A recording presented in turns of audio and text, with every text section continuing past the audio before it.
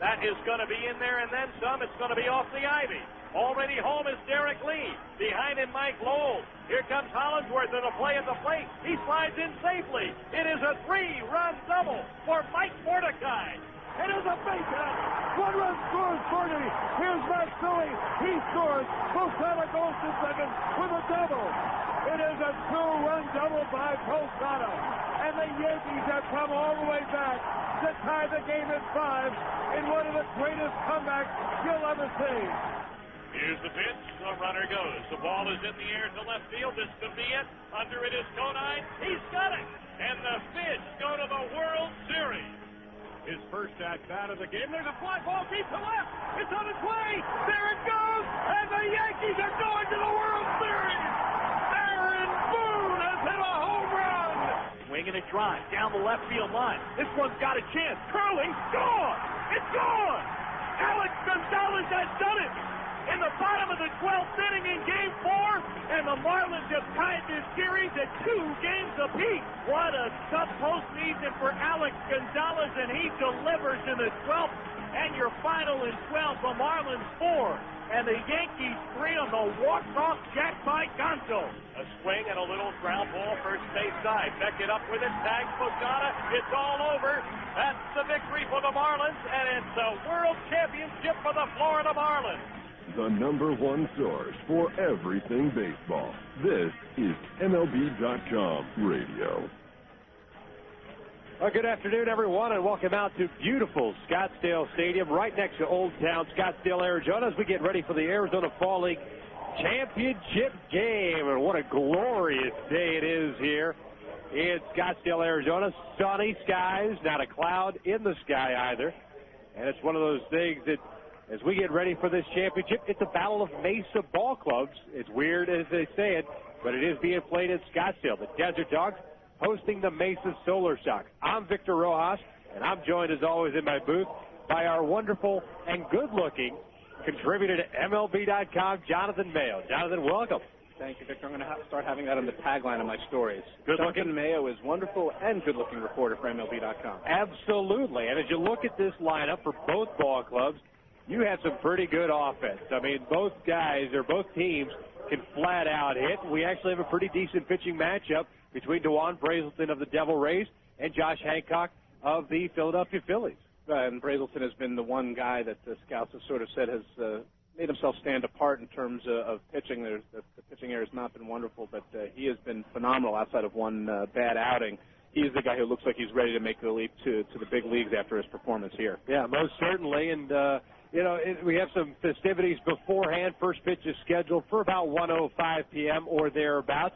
They're just getting ready to announce the Most Valuable Player Award, and here in the Arizona Fall League, last year they renamed it the Joe Black Award. Ken Harvey, the recipient of that award. And we're just about ready to find out as Steve Cobb, the executive director of the Arizona Fall League, heads to the microphone, and we will turn it down to him.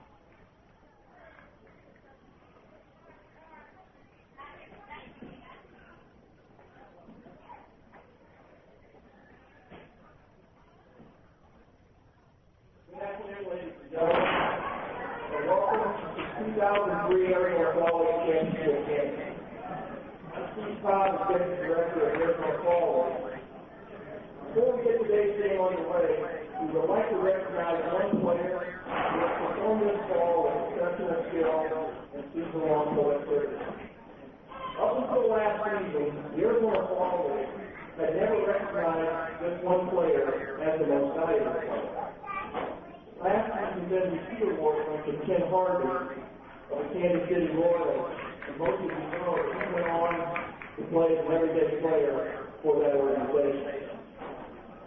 This award was established as a tribute to the life and lasting contributions made by the late Joe Black to professional baseball. A perpetual plaque bearing Joe's likeness is mounted on the concourse wall here at Scottsdale Stadium as a part of the AFL Hall of Fame. The inscription on the plaque reads as follows. This award is in memory of the late Joe Black, who holds the distinction of being the first African-American pitcher to win a World Series game. Joe Black, selected for 1952 National League Rookie of the Year, served Major League Baseball as a player, front office executive, and legal advocate. Joe Black, a 31-year field president, was a tireless and compassionate ambassador for former players by serving as vice president of the baseball assistance team. He was a strong proponent of the Arizona Fall League and player development mission. This past season, we surpassed the 1,000 mark in terms of players going on to the major league. And Joe Black saw many of those players over these years as a resident here in Phoenix. And we are just very proud to dedicate our MVP award to him. Now it's my pleasure to announce this year's award recipient. He led the league in total hits, doubles, home runs, and extra base hits. In addition, he finished within the top 4 league leaders in batting average, RBI, run scored, and slugging percentage. The winner of the 2003 Joe Black Arizona Fall League Most Valuable Player Award, as voted by the Arizona Fall League Managers and Coaches from the Chicago Cubs organization and representing the Mesa Solar Farm, right here at Jason Dewon.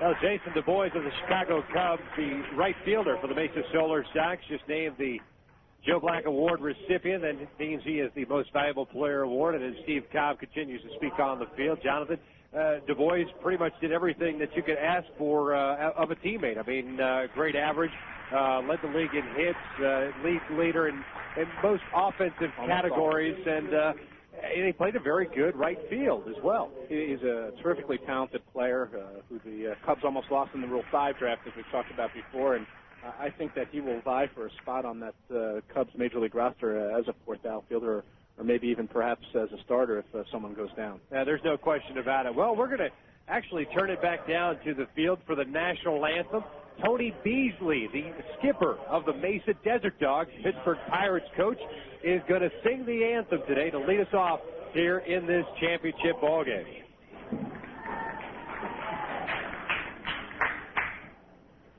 Oh, baby, can you be by the Sunday night?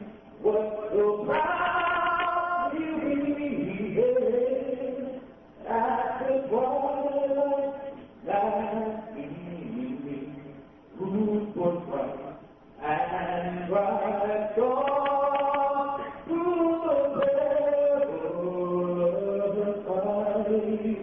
Oh, the land of the wild will gather beneath the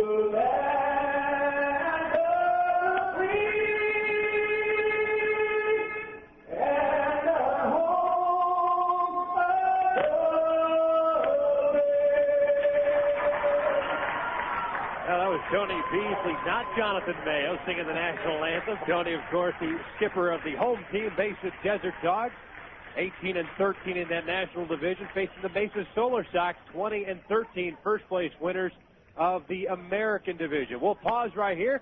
When we come back, we'll set up the starting lineups as we get ready for the Arizona Fall League Championship game right here at Scottsdale Stadium and only on MLB.com radio.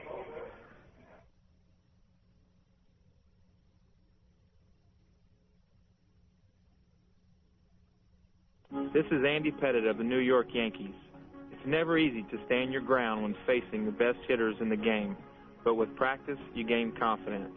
To teach values that go beyond the diamond, Major League Baseball charities and Boys and Girls Clubs of America have teamed up to bring baseball and softball to kids around the world. Through programs like RBI and Rookie League, boys and girls learn about teamwork, fair play, and respect. Because when kids believe in themselves, amazing things can happen. Get the perfect gift for the baseball fan in your life at MLB Shop on MLB.com. You can purchase jackets, jerseys, caps, and clothes for men, women, and children. Get a snazzy new batting practice jersey or a classic replica jersey of your favorite team. You can even customize your jersey. Best of all, it can all be done online. Plus, the MLB Shop has baseball cards, bobblehead dolls, books, videos, and so much more. All purchases are private and secure, and the MLB Shop accepts all major credit cards. Click on the MLB Shop button at the top right of MLB.com and get that perfect gift today. Raven, we've got bandits at 1 o'clock. Fight's on. Engaging now. What kind of person can handle an F-16 dueling in a Mach-speed dogfight? Why, a math teacher, of course, when she's in the National Guard and Reserve. Nearly half of today's military are members of the Guard and Reserve, but they can't do it without their employer support. If you're an employer, visit www.esgr.org and learn how to do your part. After all, their response depends on yours. A public service message from ESGR and the Ad Council. Come whenever. Well, welcome back out to Scottsdale Stadium. Victor Rojas alongside Jonathan Mayo. Let's run down the starting lineups for the visiting Mesa Solar Sox. It'll be Adam Stern leading it off from the Atlanta Braves in center field. Richard Lewis also from the Braves. He'll be the second baseman batting in the number 2 spot. Johnny Gomes bats third from the Tampa Bay Devil Rays. He's out in left field. Batting cleanup will be the catcher, Pete LaForest, also from the Devil Rays organization. Batting fifth, Jason DuBois from the Chicago Cubs. He's in right field. He's the MVP of the league. Delvin Young will bat sixth from the Devil Rays and serve as the DH. Batting seventh from the Braves and playing shortstop will be Kelly Johnson. Batting eighth over at first base from the Orioles, Chris Wilkin. And batting ninth, the third baseman, out of the Chicago Cubs organization, Brendan Harris. So, once again, for the Solar Sox, it'll be Stern, Lewis, Gomes, LaForest, DuBois, Young, Johnson, Wilkin, and Harris. For the home team, Mesa Desert Dogs, it'll be Rich Thompson for the Pirates leading it off in center field. Chris Duffy bats second, also from the Pirates in right field. J.R. House will bat third. He is the designated hitter for the Pirates organization. Dan Johnson will serve as the cleanup hitter and play first base, he of the Athletics. It'll be Ryan Domet from the Pirates doing the catching and batting fifth. Luke Scott will bat sixth from the Indians, and he'll play left field. It'll be Tony Schrager from the Red Sox at second base, batting in the number 7 spot. Corey Smith, the third baseman from the Indians, he is in the number 8 spot. And batting ninth will be Freddie Bynum from the A's, and he is the shortstop. So Rich Thompson, Duffy, House, Johnson, Domet, and Scott, Schrager, Smith, and Bynum for the home team, Mesa Desert Dogs. And Jonathan Mayo, I tell you what, you got two teams here. Both won their respective divisions, both from Mesa, playing in a Scottsdale stadium, but two very powerful offensive ball clubs. Numbers 1 and 2, Desert Dogs a 311 team average, Solar Sox a 294 team average. So we might actually see some pretty decent firepower today. Right, I think it all depends on how Josh Hancock and Dewon Brazelton start out in this game. Both lineups head to toe, very powerful, and you got to like getting some Team Canada guys back. Last second as Pete LaForest just got back. Adam Stern returned a couple days ago, but to have Pete LaForest, who had shown a lot of power over the first week and a half of the AFL season before leaving for Team Canada, is back in the lineup and almost surprisingly behind the plate rather than DHing. Yeah. Well, Josh Hancock from the Philadelphia Phillies organization gets the starting nod for the Desert Dogs, 0-2, and a 3.43 ERA this year here in the Arizona Fall League. That coming in 6 starts, 21 innings, 21 hits. He has struck out 22, walked 9. First pitch of the ball game, a breaking ball down and in to Adam Stern, and we're underway here in the AFL Championship ball game.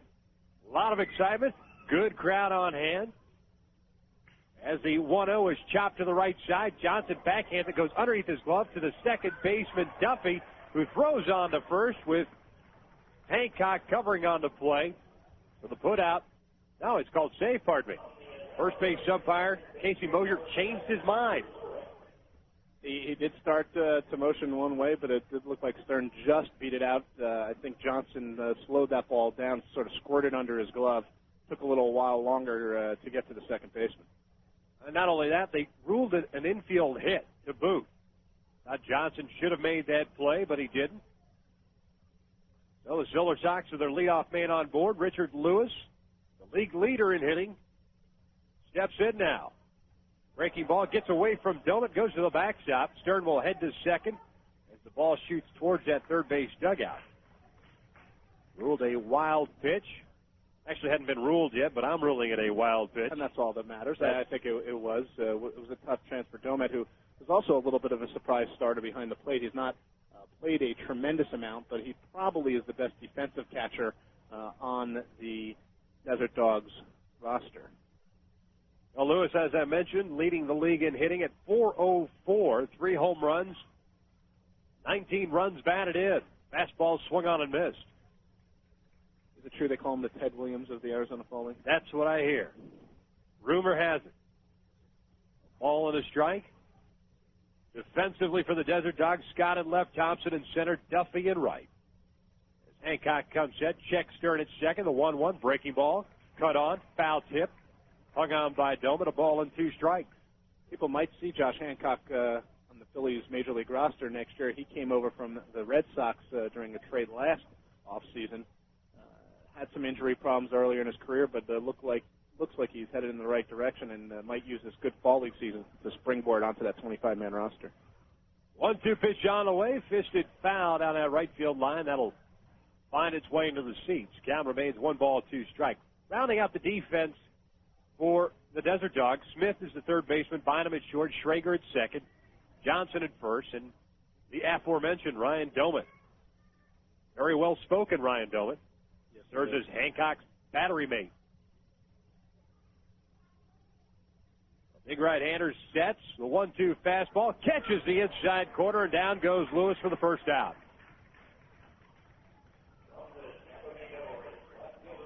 Well, on that note, Adam Dowdy calls the balls and strikes. It's Casey Mosier at first base, Chad Fairchild at second, and Mike McClinsky over at third base. He does fine work at third. Yes, he does. There's the power hitting left fielder Johnny Gomes, our guest the other day. What a nice guy. Very nice guy, very interesting story. Lou Piniella is a very big fan of the way he goes about his business. And it's hard to be a young outfielder with the Devil Rays right about now just because they have so much talent there. But he is hoping that with a good spring, he'll work his way into that rotation in some way, shape, or form as a fourth outfielder DH type. Power hitter from the right side and an animated strike call by Adam Dowdy. It looks like someone had their Wheaties this morning. Or has a flight to catch. I tell you what, it's about time they start calling some strikes in this league. No balls and a strike to the left fielder, 295 average, 8 home runs, 22 runs batted in. The 0-1, off speed, check swing, they ask for help, and Mosier at first base says no, he didn't. Someone was suggesting to me that some of the sort of tight calls might be a result of using QuestTech. They're using it as a means to sort of evaluate these umpires who are also hoping to move on to the majors, so they're a little more cognizant of strict strike zones. Especially here at Scottsdale, with this stadium being equipped with the QuestTech system. Gomes pops one up left center field. Thompson goes over the center fielder. He'll make the catch. Stern tags. Looked like he left early, but he slides in safely at third base. And it looks like the Desert Dogs middle infield is saying the same thing, and they're going to check on it with an appeal. Yes, he did. Double play ball. Stern did leave early.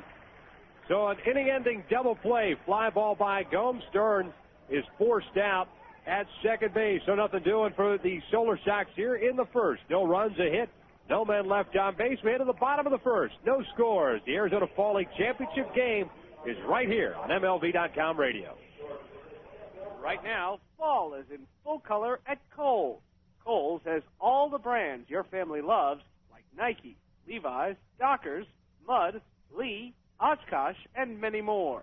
Every size, every color, fully stocked.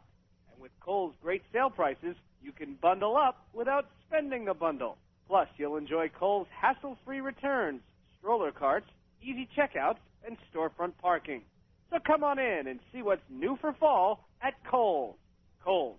Shop happy, leave happy. Hey, Cardinals fans, STLCardinals.com is the official website for Cardinals information. Don't miss a second of the action. STLCardinals.com is the only place for live baseball action on the net with game day audio. Watch video highlights of every game with postgame.tv. Heading to the ballpark? Buy tickets to any game and buy the latest Cardinal gear online at the shop. For diehard Cards fans like you, STLCardinals.com, the #1 site for Cardinals fans. Being inducted into the Hall of Fame is the ultimate after you had a successful Major League career. Of course, I took 4 years out for World War II. I joined the Navy 2 days after Pearl Harbor, and I'm very proud to be an American and hope I've been a good one. Relive your fondest memories of Bob Feller and see his Hall of Fame plaque at the Baseball Hall of Fame in Cooperstown, New York. For more information, visit us on the web at baseballhalloffame.org or call 888-HALL of Fame. Bases are loaded. There's the hot shot to 11-year-old right fielder Smith. Smith relays the ball to Baker. Baker fires to Ellis. Ellis to Purdy. Purdy to Stearns. And Stearns can cut off Mascot. Now that's teamwork. Just one lesson kids learn through the Baseball Tomorrow Fund, a partnership between Major League Baseball and its players that connects kids with baseball and softball programs worldwide. To learn more, visit baseballtomorrowfund.com. Well, bottom of the first inning we go here in Scottsdale Stadium. Victor Rojas alongside my broadcast partner and somewhat family member to boot, since we did a show together. Well, that's very Jonathan Mesa. So an unusual way to end the top of the first inning, a fly ball out by Gomes. Adam Stern retired 5-4 is what the put out went. Should be actually 8-5-4. But nothing going for the Solar Sox as Rich Thompson leads it off for the Desert Dogs, the paddle of the Mesa teams. Watch out. Dewon Brazelton, first pitch fastball is inside for ball one. And Thompson's had a terrific fall league season. We've talked a lot about him this week, Victor. Finished .346, led the league with 13 stolen bases, played tremendous defense in center field. He's a guy who could very well figure into the Pirates' outfield plans next year. Takes a pitch on the inside part of the plate for a called strike. A ball and one strike now. Brazelton 4-0 down here. And a 3.27 ERA in 7 starts, 33 innings, 26 hits, 36 strikeouts, 9 walks. The breaking ball missing low, 2-1. Yeah, he was telling me that aside from that one bad outing, he pretty much has been able to do what he's wanted to do with all of his pitches. And that's been the big reason why he's been so successful. Thompson skies one down the right field side. Second baseman Lewis in foul territory will make the catch for the first out. Set the defense for you for the visiting Solar Sox. Gomes in left, Stearns in center, Du Bois in right field. Harris is at third, Johnson the shortstop, Lewis at second, Wilkin the first baseman, and Pete LaForest, fresh off of Team Canada, joins his ball club, gets a start behind the dish. Got an all Devil Ray battery. Chris Duffy, the batter, takes a fastball high, ball one. Duffy hitting from the left side, also from the Pirates organization, getting the start in right field. Nice AFL for him, a .348 average, no home runs, 18 runs batted in. Nubs foul the off-speed pitch, evens the count at a ball and a strike. Be very interesting to see how Brazelton sets up hitters. He was saying that the biggest difficulty pitchers have been having here has been the fact that they're throwing too many 0-2, 1-2 pitches that are getting too much of the plate, and he's been able to stay away from that. 1-1. That fastball's fouled back and out of play. 1-2. And Duffy, a guy that has got pretty good speed. That ball went right through the window, and the window was open, of course, didn't shatter anything. In the press box area here at Scottsdale Stadium.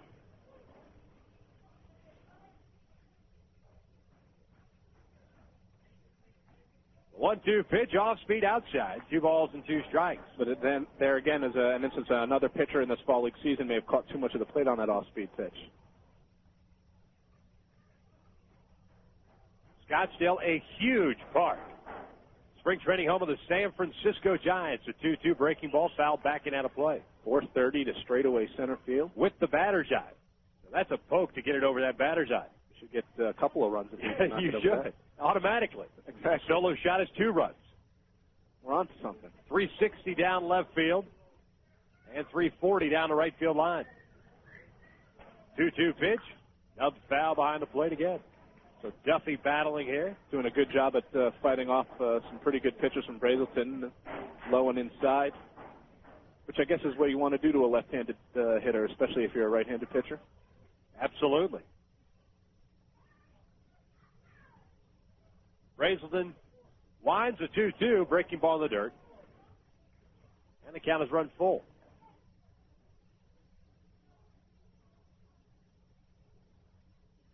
Well, here in the Arizona Fall League, each team is made up of prospects from Major League Baseball organizations. Each Major League organization has the full count pitch is slapped into left field for a base hit. But each Major League Baseball franchise provides 6 prospects each to their respective Arizona Fall League team. Mesa Desert Dogs are made up of prospects from the Boston Red Sox, Cleveland Indians, Oakland Athletics, Philadelphia Phillies, and the Pittsburgh Pirates. And the Mesa Solar Sox, on the other hand, made up of prospects from the Atlanta Braves, Baltimore Orioles, Chicago Cubs, Colorado Rockies, and Tampa Bay Devil Rays. As the first pitch fastball missed away to J.R. House. And it's become the point where now you have, agents wanting their prospects to be part of the Fall League. Over the years, it's developed such a reputation that it's an honor to be chosen as one of the guys, one of the 6.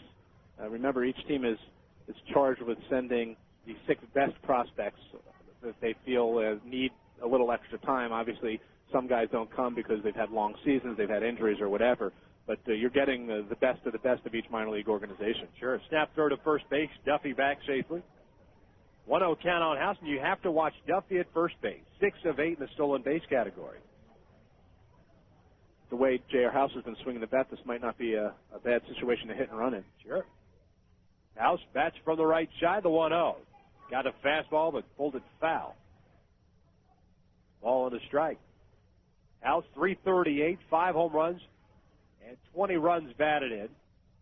Had a huge birthday the other day. We had the pleasure of calling that game 5 for 5 in front of Mr. Littlefield, the general manager of the Pittsburgh Pirates. And, oh, by the way, it was his birthday, and he hit for the cycle. Double play ball. It is Johnson over to Lewis and on to first for the inning-ending double play. So House, slow roller, and just like the top of the first, the bottom of the first, ends with an inning-ending double play. Nothing doing for the Solar Sox. No runs, Desert Dogs, 1 hit, no men left on base. We've played 1, no score. Arizona Fall League championship game continues right here on MLB.com radio. Hey, Fantasy Baseball Freaks and Geeks. The Fantasy 411 is back for the 2003 offseason with Corey Schwartz and me, Mike Piano, every Wednesday at 2 p.m. Eastern Time. We'll give you the fantasy impact of all the offseason moves like free agent signing, trades, and even front office changes. Plus, we'll answer all your emails at radio@MLB.com. So don't get caught up in all the turkey and all that holiday shopping this offseason. Check us out on the Fantasy 411 every Wednesday at 2 p.m. Eastern Time on MLB.com radio. Hey, baseball fans. Only MLB.com takes you straight from the ballpark to your computer. So don't miss a second of the action. Check out MLB.com, the only place for live baseball online. Get live games with MLB.tv and game day audio. See live stats with MLB.com's unique game day feature. For fans who just can't get enough of the game, MLB.com, the official site for all things baseball, the #1 site for Major League Baseball fans. I was 0 for 11, and it was the year that we got Johnny Mize. And I'm going to fix my bat up for him. So I'm up there the first time using the bat and pitch it to him high and inside. I duck, I got the ball, hit the bat, line drive, base hit, and then I got 199 after that. Relive your fondest memories of Phil Rizzuto and see his Hall of Fame plaque at the Baseball Hall of Fame in Cooperstown, New York. Visit us on the web at baseballhalloffame.org or call 888-HALL-OF-FAME. What's the deal with Freddie Garcia? Mariner pitching coach Brian Price enlightens us. What really happened with Freddie is his ball started to come up and straighten out up in the zone, and he was giving up a lot of extra base hits and home runs, throwing a lot of breaking balls to try to miss bats and things of that nature. We kind of shortened up his arm circle to get the ball down and added a slider and moved him over on the rubber. Probably the biggest thing is that he did for himself was just became more aggressive. The hottest issues in the game, MLB.com radio. Top of the second inning we go. Pete LaForest leads it off for the visiting Solar Sox. No score. Both ball clubs with a hit. LaForest a .243 average, 4 home runs, 12 runs batted in, hitting from the left side, swinging a miss on the off speed. Showed a lot of good power early on if the average wasn't there. Put up some good numbers recently. Had a little bit of an interesting story. We had trouble getting back into the country. You hear about that with a lot of the Latino players, but he couldn't. He had a student visa. Someone had advised him to have a student visa rather than a work visa. So when he returned home to Canada, they wouldn't let him back into the United States, and he missed a good chunk of spring training. Wow. So the fact that he's gotten to this point where he's still on the cusp of playing in the big leagues shows you what kind of offensive talent he has. 1-2 fastball. He took it on the inside part of the plate, and he goes down looking for the first out of the second inning. Second punch out of the game for Josh Hancock. It looks at least in the early going, Jonathan, both guys, Hancock and Brazelton, trying to get ahead, stay ahead, and put guys away.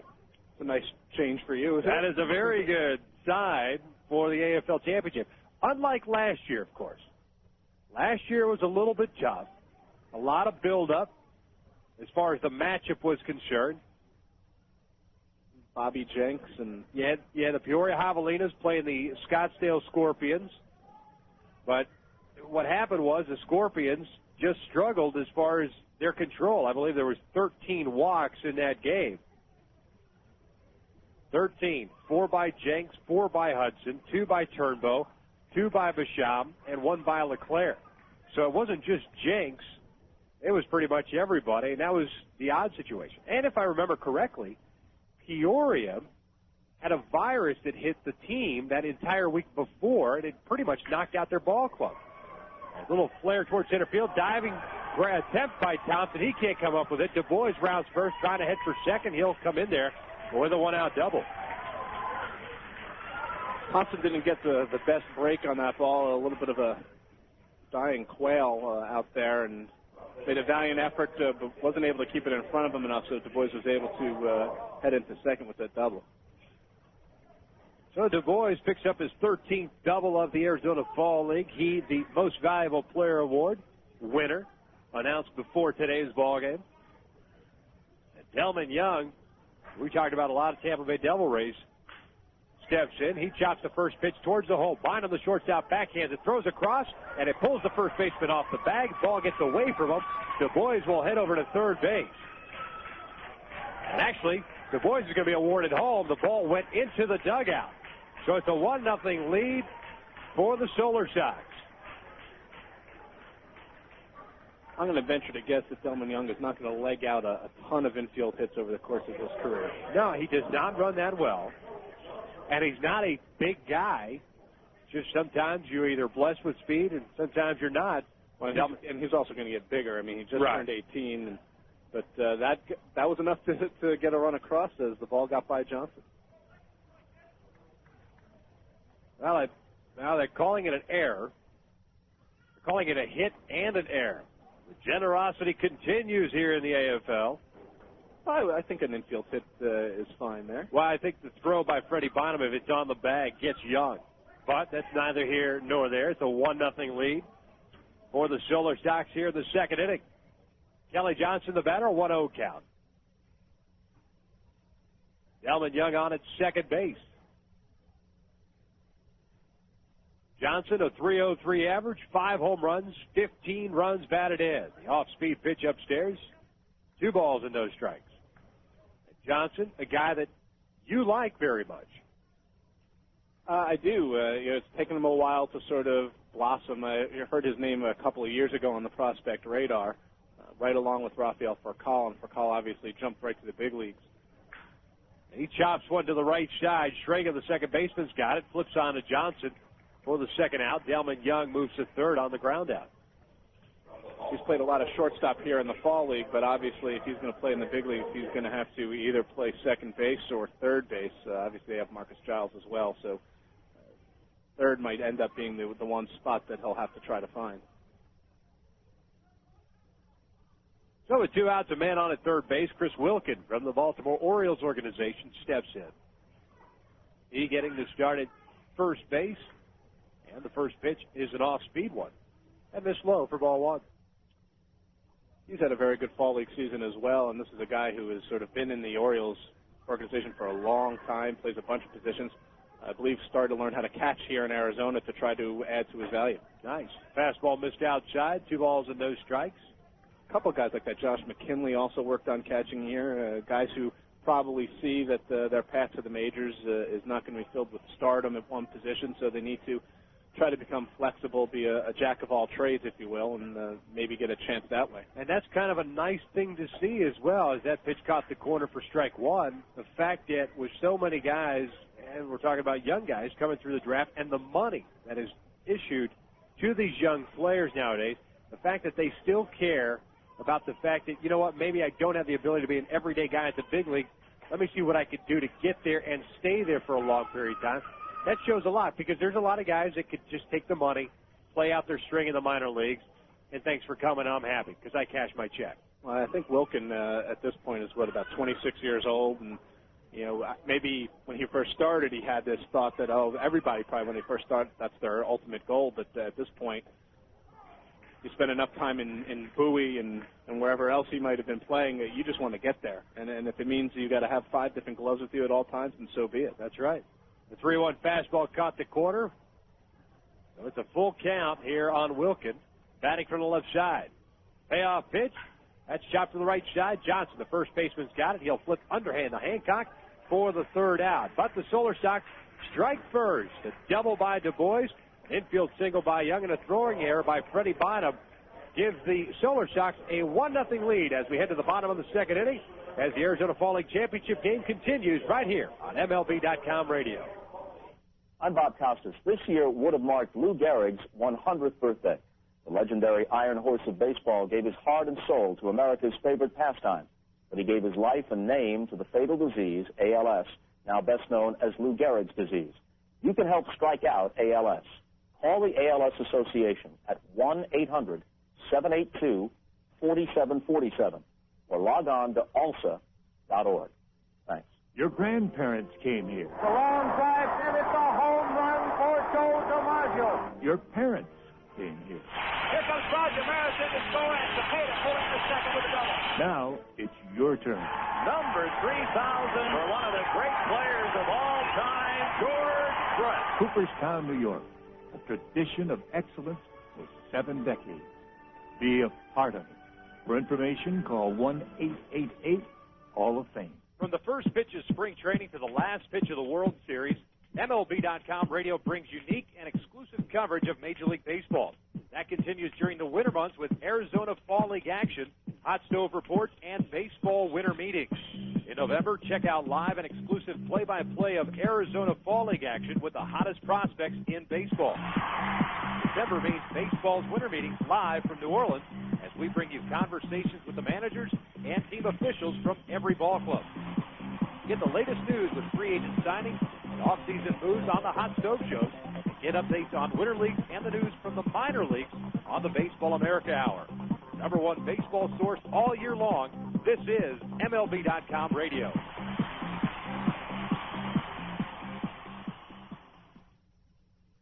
Now, bottom of the 2nd inning we go. 1-0. Mesa Solar Sox leading the Mesa Desert Dogs in the AFL Championship game. Ron Brazelton just concluded his warm-up tosses. He'll be facing 4, 5, and 6. Johnson, Domit, and Luke Scott. Well, Brazelton's got his lead. See if he can make that 1-0 stand up. That would be very nice. Ron Brazelton, along with several of his teammates, a couple of weeks ago, check swing, comebacker right to Brazelton. He's got it. Throws a strike on the first, 4 out number 1. Dewon Brazelton, part of a one-hitter in my first AFL broadcast this season. And that one hit, Jason Stokes, a long home run to left center field off of Brazelton. That was it. A 2-hour and 5-minute gem. They've all been like that since then, haven't they? No question. The gem part. Yeah. Ryan Doman steps in, takes a fastball on the outside part of the plate for strike one. Doman, a left-handed batter for the Pirates. 346 average, 2 home runs, 7 runs batted in. With the small amount of playing time he's had, he's done well. It's still a little surprising that he got the start over maybe a guy like Kelly Shopik or even J.R. House playing behind the plate. But I guess they wanted to give Doman the opportunity. He'll probably be playing with the Altoona Curve in the AA Eastern League in 2004 as he makes that next step up. Well, he faces a no-ball 2-strike count. Brazelton taking his time, so Doman backs out of the box. Tony Beasley, the skipper of the Mesa Desert Dogs. Pat Kelly, the skipper of the Solar Sox. Swing and a miss on the off-speed. LaForest dropped it, tags Doman. And Brazelton's got his first strikeout of the ballgame. 2 outs here in a second. That's exactly the kind of situation I was referring to earlier, Victor. Brazelton was ahead 0-2 and threw a breaking ball in the dirt that Ryan Doman chased, as opposed to getting something that caught too much of the plate. That's been the biggest difference with Brazelton here and the Brazelton people may have seen on the big league stage, where he really didn't have that kind of command of throwing all of his pitches when and where he wanted to throw them. I think you would be a huge asset to MLB radio during spring training broadcasts when there's the old number 75s in the lineups everywhere. First pitch to Luke Scott, caught the outside corner for strike one. I'm willing, ready, and able. I think you should come down to Arizona next year. I was in Arizona last year. Well, then you should go to Florida next year. The old Grapefruit League. The 0-1 to Scott, chops one to the right side. Lewis backs up a little bit. He's got it. Throws on to first, and an easy inning for Dewon Brazelton. First time in this game. Either pitcher has retired the side in order. No runs, no hits, no errors, no men left on base. We've played 2 from Scottsdale Stadium, and 1-0 Solar Sox lead it. Arizona Fall League Championship game right here on MLB.com radio.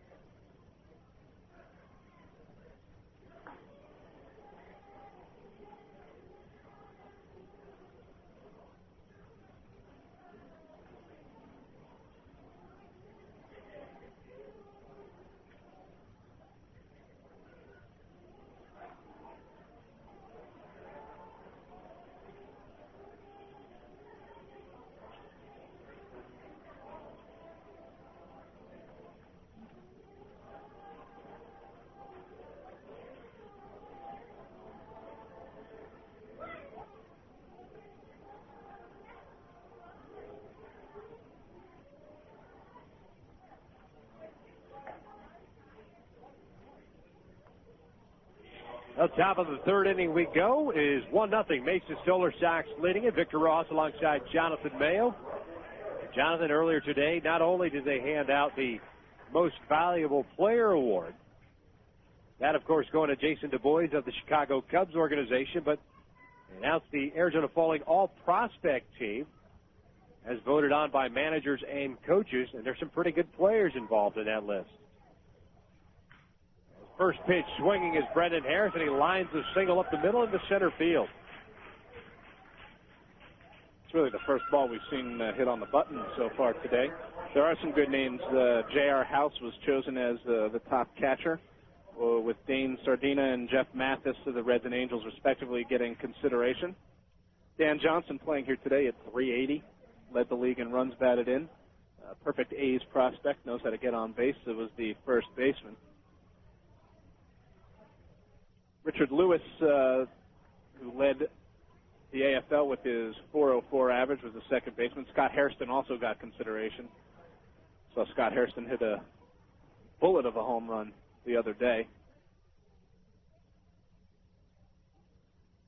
First pitch, squares around, does Adam Stern, takes it upstairs for ball one. David Wright, the Mets prospect, played in the Florida State League. I just wrote a feature on him yesterday, in fact. Did you? It was chosen as the top third baseman. He hit about .340 this year as one of the younger players here. Brendan Harris, who just singled, was given consideration. Stern squares again and takes. I'm just taking over. Wow, you just bounce it back and forth. I like it. 2-0. Hancock has fallen behind. Kelly Johnson, also playing in this game. Not a surprise that a lot of the Desert Dogs and Solar Sox on this all-prospect team, since they are in the championship. 2-0 pitch from Hancock. Fastball slapped down the left field side into the seats. 2 balls and 1 strike. Now, Richard Lewis, who was chosen as second base, was also given consideration as shortstop. Really? That's like getting nominated for Best Actor and Supporting Actor in the same year. Has that ever happened? Yes. It has? Yes. Who? You're putting me on the spot. You're the one that said yes, big man. There've been some women that it's happened to. They got an actress and supporting actress in the same year. Really? Recently. And I can't think. 2 different movies? Obviously. Oh, see, I'm talking about. Well, no, you can't. That's impossible. Well, either wait Best a Actress second. or Best You Supporting just finished saying that Richard Lewis, right, just got nominated for second base and shortstop. He of the Atlanta Braves. Stern bunts one up in front of the mound. Hancock's got to hurry, and in time, just barely gets Stern at first base. Perfectly executed sacrifice as Harris moves on to second base, 1 out in the inning. I didn't say it was exactly like that. Okay. Just throw that out there. Man, oh, man. Utility players, Mike Vento of the Yankees, Ricky Weeks and John Labandera also got consideration there. Johnny Gomes, the left fielder chosen for this all-prospect team. David DeJesus, the center fielder, with Rich Thompson getting consideration. As Richard Lewis takes a curveball on the corner for strike 1. Jason DuBois, obviously the right fielder. He won the MVP. Mike Vento got consideration there as well. Right-handed starting pitcher, no surprise here, Dewon Brazelton led the AFL in strikeouts, pitching in today's ballgame. Hancock comes set. Big lead over at second by Lewis. Fastball low. 1 ball, 1 strike. Ramon Ramirez, the Yankees prospect, who also pitched very, very well. He led the AFL with a 1.44 earned run average. Neil Kotz, left-handed starting pitcher. And the relievers were Aaron Rakers from the right side, Matt Squires from the left side, while Zach McClellan and Mike Gallo got consideration from either side as well. Nice. Nice job by you. Thank you very much. Congratulations to all of those players. They have aimed to the Arizona Fall League top prospect list. That's a nice honor. It truly is. Well, I mean, it is, the best minor league players, so being named to the all-prospect team. 1-1 curveball, caught the corner, 1 ball and 2 strikes. Means that,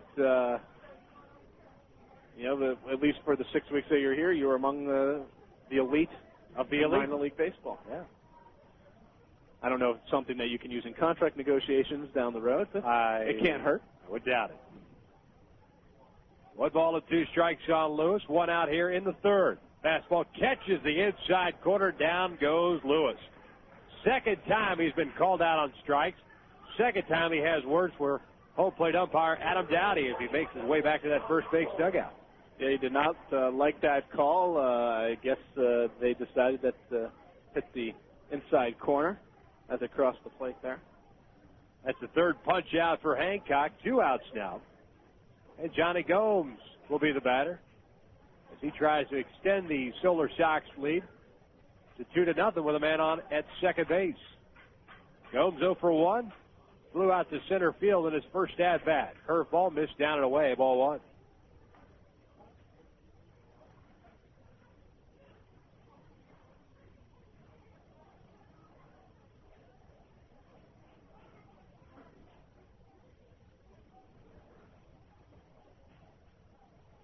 Hancock takes a look at second base, delivers a fastball that misses inside.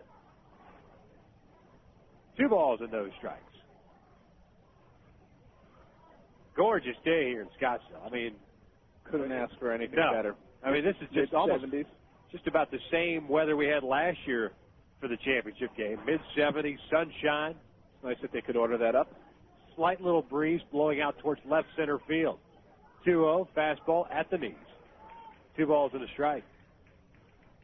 Well, after this game is over, I know the players are looking forward to getting back home. Some have flights out tonight. Most are probably leaving tomorrow, and they'll just shut it down for a little while at least, a week or so before heading back into the weight room and letting their bodies heal. It's been a long season for a lot of these players. Check swing, and home plate umpire Dowdy rings him up. Gomes not happy that Dowdy did not ask for help. So Adam Dowdy certainly shouldn't expect any holiday cards from any of the members of the Mesa Solar Sox. Not at least the last 2 batters. 2 balls and 2 strikes on the big power hitting Johnny Gomes. 2-2 pitch on the way. Curveball swung on and missed. And down goes Gomes. Flips his bat, flips his helmet. Not happy. 3 outs though. 4th strikeout of the game for Josh Hancock. Nothing doing for the Solar Sox. No runs ahead. A man left on. And to the bottom of the 3rd. 1-0. Solar Sox lead it. Arizona Fall League Championship game continues right here on MLB.com radio. I'm Derek Jeter. When I was growing up, my parents and I would go to the schoolyard every weekend and play ball. They teach me how if I practiced and didn't give up, my swing could get better. But if I got in front of the ball and wasn't afraid, I could stop it. But there weren't any shortcuts to becoming a better player. But if I believed in myself, I could do it. Funny, all that time, I thought they were teaching me how to play baseball. Helping your kids find a dream can help keep them off drugs. This message brought to you by Partnership for Drug-Free America. Visit us at drugfreeamerica.org. Avoid going into spring training wondering where the free agents have landed and what your team looks like heading into the 2004 season. Let MLB.com radio keep you informed with our Hot Stove Report. Mainstays Seth Everett, Billy Sample, and Jonathan Mayo bring you the most up-to-date information while they chat with general managers, scouts, and those inside. Just because the World Series is over doesn't mean we stop thinking baseball. The Hot Stove Report, found only at MLB.com radio. Hi, this is Tommy Lasorda. I want to take this opportunity to congratulate my good friend, Ben Platt, for the great interviews he does on MLB.com radio. Well, thank you, Tommy. You know, I try to interview everyone in baseball, from Hall of Famers like you to the new stars just coming on the scene, every morning on the Baseball Breakfast with Billy Sample and Jonathan Mayo, and afternoons on deck with Seth Everett and Victor Rojas. Hey, Ben, one thing I don't get is, what's this Benny P stuff? Tommy, it's just a radio nickname they gave me back in the station. Benny P this, Benny P that. You weren't Benny P 10 years ago when you started out covering the Dodgers. I'm one of the few guys that knew you when you were poor. Man, I thought you were going to soil yourself every time you did an interview with me. Man, last year he accused me of starting the Kingman interview, now this. The Benny P interviews, exclusively on MLB.com radio. Benny P, what a joke. Bottom of the 3rd inning we go. Solar Sox leading the Desert Dogs 1-0. Josh Hancock doing a nice job so far. 4 strikeouts in this game. No walks. Dewon Brazelton on the mound. 1 strikeout, no walks as well. As the first pitch to Schrager from the Red Sox, missed outside for ball 1. He's only given up the 1 hit so far, has Brazelton. And his goal was to go pretty much as long as they would let him go, and he's been very efficient with his pitches, so he may be out there a while. Nothing wrong with that.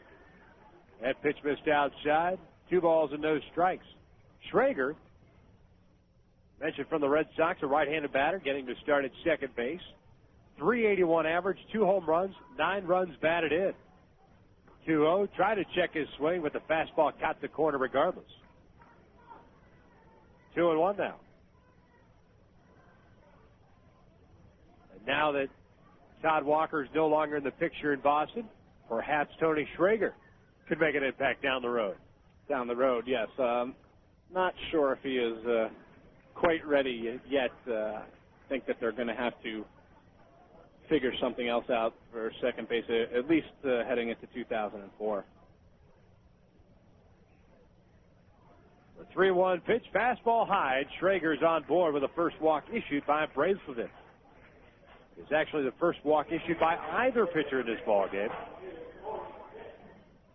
The Desert Dogs with their leadoff man on board for the first time in this game. as Corey Smith, the third baseman from the Indians, steps in. Nobody out, a man on. And Corey Smith is pretty much their prototypical all-or-nothing kind of hitter. Tremendous strikeout totals and tremendous power. Often come in a combined package. Short, compact swing. Brazelton's fastball missed high for ball one. The Indians have been waiting for him to cut down on the strikeouts just a little bit. Maybe draw a few more walks, get a little better knowledge of the strike zone, and be able to use that raw power he has to better advantage.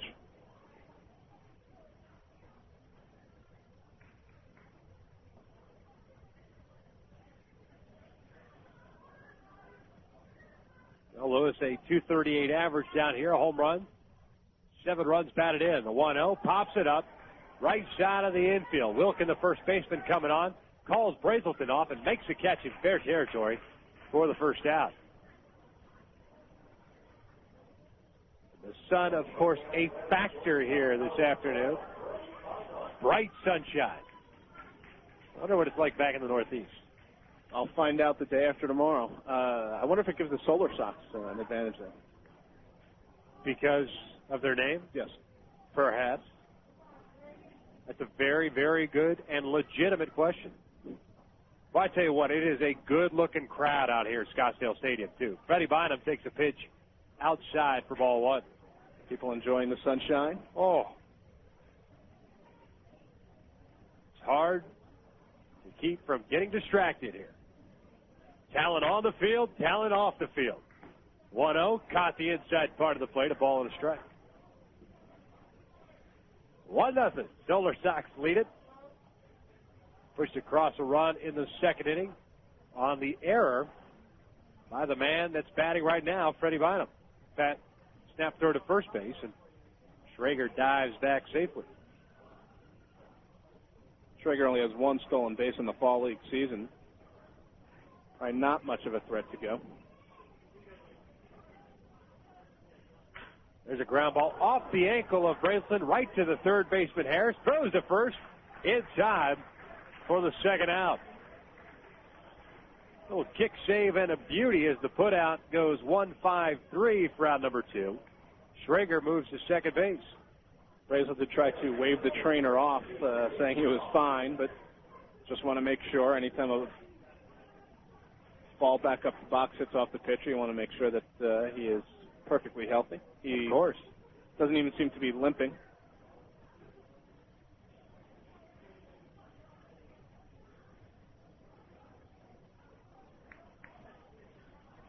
Well, Rich Thompson, the top of the order, stepping back in with 2 outs. Now man on at second base. Schrager representing the tying run as the Desert Dogs trailing in 1-0. First pitch to Thompson, swung on and missed. Good off-speed pitch. 0-1. Thompson 0 for 1, popped out to the second baseman in his first at-bat. And a guy with very good speed, so Brendan Harris, the third baseman, playing even with the bag just in case. The 0-1, missed inside. 1-1 now. Should be an interesting competition down in Bradenton, Florida next year. Rich Thompson, Tyke Redmond out in center field. If the Pirates give Rich Thompson that opportunity. Thompson pops it up, shallow right center field. Du Bois, the right fielder, coming on. He'll make the catch for out number 3. So nothing doing for the Desert Dogs here in their half of the third inning. No runs, no hit, 1 man left on base. We've played 3. Solar Sox continue to lead it 1-0 as the Arizona Fall League Championship game continues right here. MLB.com radio. Right now, fall is in full color at Kohl's. Kohl's has all the brands your family loves, like Nike, Levi's, Dockers, Mudd, Lee, Oshkosh, and many more. Every size, every color, fully stocked.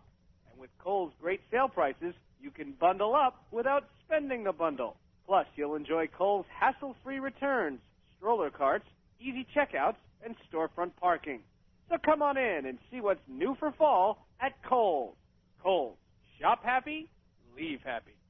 Hey, Cardinals fans, STLCardinals.com is the official website for Cardinals information. Don't miss a second of the action. STLCardinals.com is the only place for live baseball action on the net with game day audio. Watch video highlights of every game with postgame.tv. Heading to the ballpark? Buy tickets to any game and buy the latest Cardinal gear online at the shop. For diehard Cards fans like you, STLCardinals.com, the #1 site for Cardinals fans.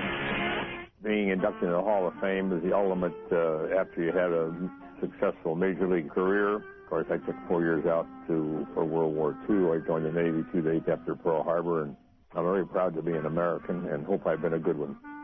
Relive your fondest memories of Bob Feller and see his Hall of Fame plaque at the Baseball Hall of Fame in Cooperstown, New York.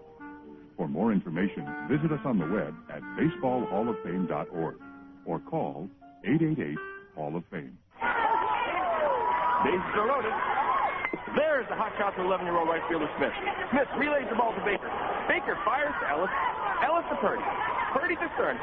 And Stearns can cut off mascot. Now that's teamwork. Just one lesson kids learn through the Baseball Tomorrow Fund. A partnership between Major League Baseball and its players that connects kids with baseball and softball programs worldwide. To learn more, visit baseballtomorrowfund.com. Top of the fourth inning we go. 1-0 Solar Sox leading it. As Pete LaForest leads it off for the visiting Solar Sox. He's 0 for 1 with a strikeout. Swings and misses a big hack on the 2-0 pitch. Another interesting story about LaForest is early on in his career, he was drafted by the Montreal Expos. He had a back injury. And he was told that he needed to retire. Really? Never play again. This was an 18-year-old catcher with what a lot of people thought was a degenerative back problem. Couldn't get a sniff from anybody. Eventually went to community college.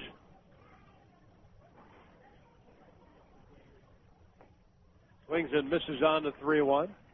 They went to the same junior college as Steve Green, the Angels relief pitcher, who was getting a lot of attention from scouts, so he finally got some attention and was able to sign on with the Devil Rays. He chops one to the right side on the full count pitch, having to hurry. Strager throws wide of the bag. LaForest went to first. He rounded the bag. They're going to throw back. Dillman is going to tag him, and he is out at first base. Oh, I don't think he rounded the bag at all, Victor. Well, the problem is the rule calls that if you make an effort to go to the bag at second base, LaForest did turn to his left as if to go towards second. So that's the second controversial call we've had in this game go against. Fires his helmet into the dugout. The Solar Sox. So first base umpire Casey Mosier ringing him up. Pat Kelly comes over and has some words for him. I really don't think that he made any effort. He didn't even see the ball get away until he was alerted to it, and then he turned to head back to first base. Oh, see, you didn't see what I saw. He turned to his left. Normally, you're taught when you cross the bag at first base, you look to your right, find the baseball. But LaForest saw the baseball, turned to his left real quick, stopped, and then walked back towards the bag. As Du Bois loops one into center field, Thompson dives, can't come up with it. Almost the same play as the first time Du Bois came up to bat, and ironically enough, he ends up at second base with a double. And that's his second double of the game. Thompson got a little better break on this one and got a glove on it, but was not able to hold on as he entered into his dive. And not for that play at first base, the Solar Sox could have runners at second and third with none out right now. Instead, they have one out, a man on at second for Delman Young, who had the infield single. And on the throwing error by Bynum, allowed Du Bois to score and allowed Young to get to second. Young swings and misses on the fastball, 0-1. Be very interested to see where Tampa Bay puts Delman Young in his first year. This is his first professional experience of any sort. He didn't make it to rookie level ball. He didn't play in an instructional league. He came here. So it'll be interesting to see what level they put him out. Obviously, he's not going to play short season ball at this point. It's a question of how quickly they want to try to accelerate him. I would imagine either South Atlantic League or Carolina League High A. I would start him out at the lower A full season, and then if he's lights out, you can move him quickly. Well, he's had a fantastic Arizona Fall League with a .417 average. The 1-1 fouled back to the right side. Out of the stadium here. 1 ball and 2 strikes.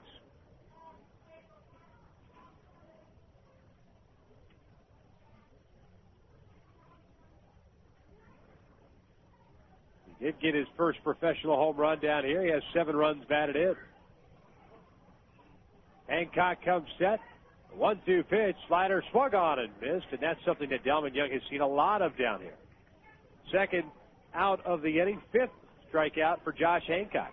Especially recently as opposing pitchers have realized that at this stage he's swinging at almost anything, and if you're ahead of him in the count, you shouldn't throw the ball anywhere near the strike zone because you're probably going to be able to get him to fish, especially at breaking pitches that he's probably never seen before. Sure.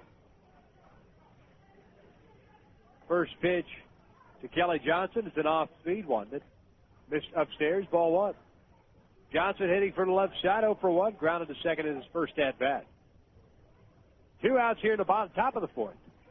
1-0 Solar Sox lead. They have a man on at second base. The 1-0 pitch, fastball away. 2 balls and no strikes. Well, you've had a chance to sample the fare here at Scottsdale Stadium. How were your wings and fried onion rings? Very healthy. Yeah, I'm sure. Yeah, they were low fat. Cholesterol level just shot up. Yeah, I know. It's a good thing I'm on medication. 2-0 missed away. 3 balls and no strikes. But it smells fantastic out here. They got the grill going. Yeah, someone's grilling up something good downstairs, and they are not afraid. They are busting it out. Sparked up the grill. Oh, and why not? Slightly larger crowd than in regular season AFL action. Kelly Johnson just worked a 4-pitch walk, which is the first free pass issued by Hancock in this game. So Solar Sox's runners at first and second, 2 outs. And Chris Wilkin, the batter.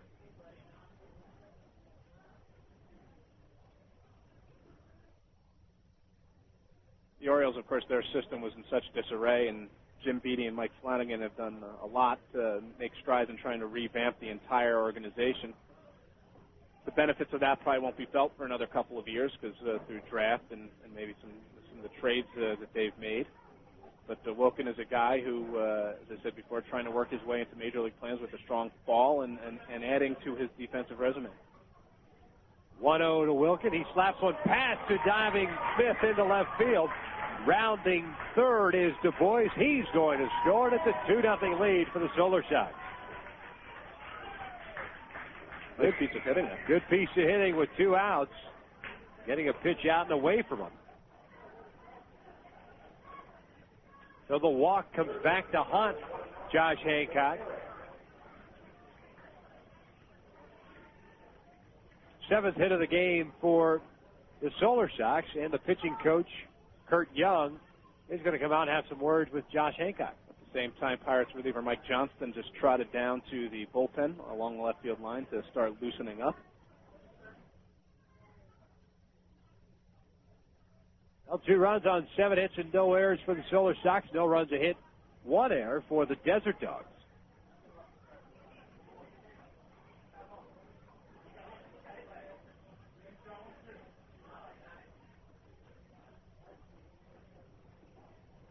Brandon Harris will be the batter.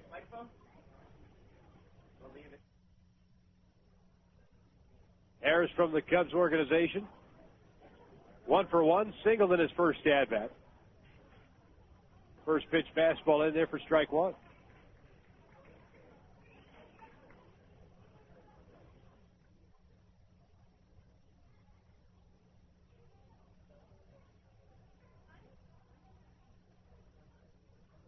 Hancock Cubs set the 0-1 pitch, fastball low. He was accounted a ball and a strike. Runners at first and second base here in the top of the 4th. Solar Sox leading it 2-0.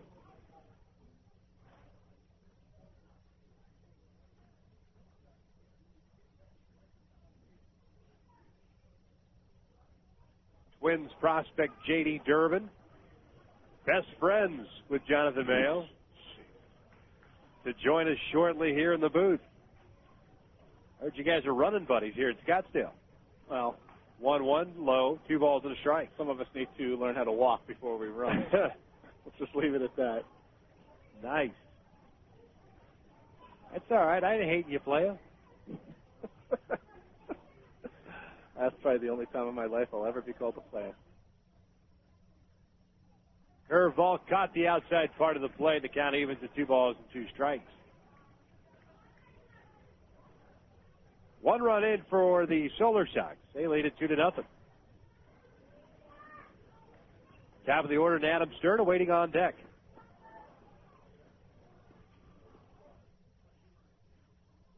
2-2, missed inside. And the count has run full to 3-2. I have to think that even if Josh Hancock gets out of this is going to be his last inning of work. Labored a little bit in this inning, and I don't know how much past 4 or 5 innings he was going to go anyway. Sure. Well, the right-hander will come set. Checks the runners. They're off with the pitch. Curveball down and away, ball 4. So you mentioned the word labor. Had no walks coming into this game, or this inning, I should say.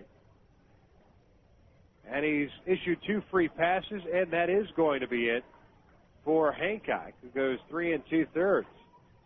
Tony Beasley, the skipper, makes his way out towards the mound. And with a pitching change, we'll pause right here. 2-0, Solar Sox leading, and we're still at the top of the 4th inning.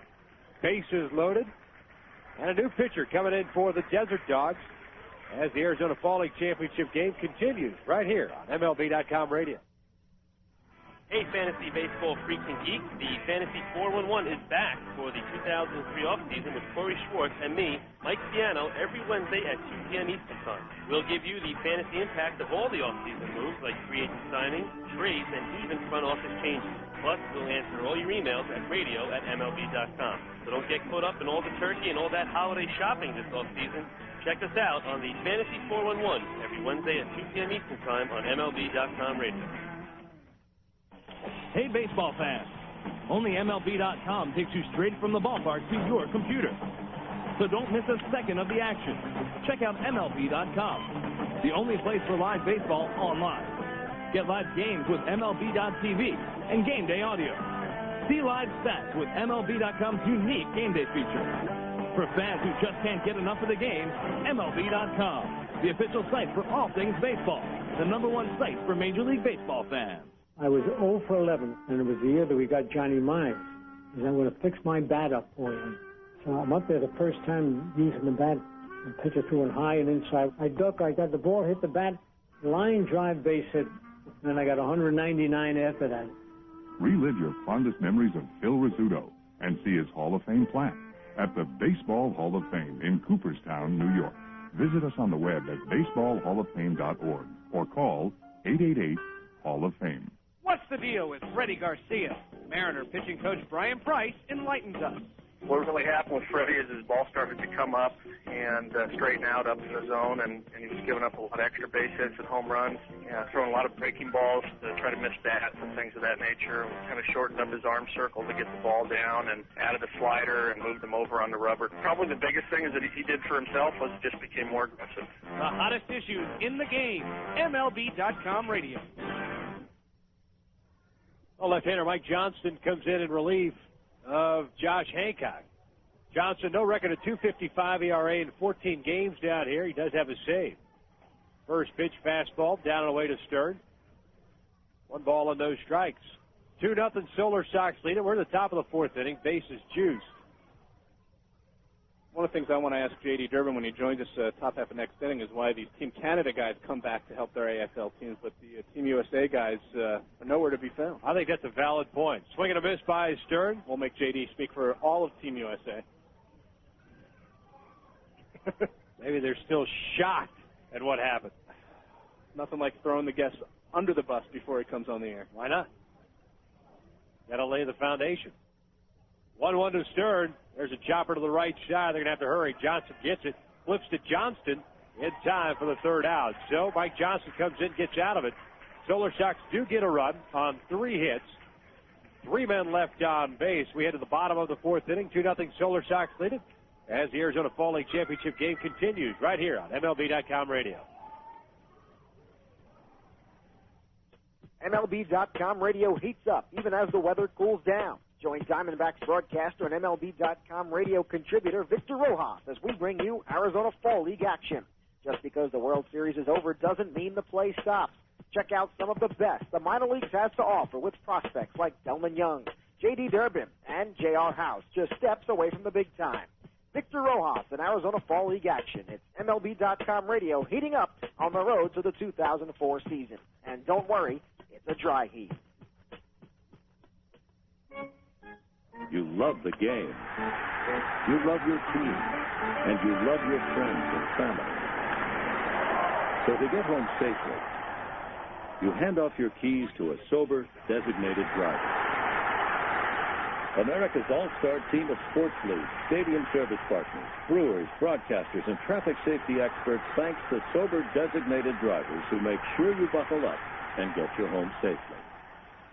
Victor Rojas has done it all. He's played minor league baseball, worked the bullpen as a catcher with the Florida Marlins. He was the general manager of a minor league team that won a championship, and now he works as part of the broadcast team for the Arizona Diamondbacks. Yet with all of that, Victor still finds time to fill us with many baseball tidbits. Since you're all fired up, you know, Ricky's a pretty quotable guy. Yeah. Just ask him. I don't want to be one of those great players who never made it to the series. He played in 3 World Series. Well, I'm not one of them, so that's 49% right there on Ken Caminiti's claim that at least 50% of the big leaguers use steroids. Wait, it gets better. Steve Finley was Henderson's teammate in San Diego. The tale has them boarding a bus when Finley told Henderson, sit anywhere you want, you've got tenure. To which Henderson said, 10 years? What are you talking about? Ricky got 16, 17 years. Oh, that's classic. Victor Rojas, attitude, humor, and knowledge of the game. Just another few reasons to listen to MLB.com radio. Believe it. Welcome back to Scottsdale, Arizona Fall League action. Dewon Brazelton entering his 4th inning of the work with a 2-0 lead in his back pocket, facing Chris Duffy, the Pirates. Quickly gets ahead 0-1. We're very pleased to be joined by Minnesota Twins prospect, Team USA member, J.D. Durbin, and as much as I was giving him a hard time, we're very happy you're here, J.D. Welcome to the show. Thank you. Thank you. That was nice play-by-play on your part there, John. Thank you what very happened? much. I'm welcoming in our guest pick. Oh, my bad. Infield single for Chris Duffy to lead off the bottom Severed of the his fourth. bat in half on that one, but looks the same in the box score. Sure.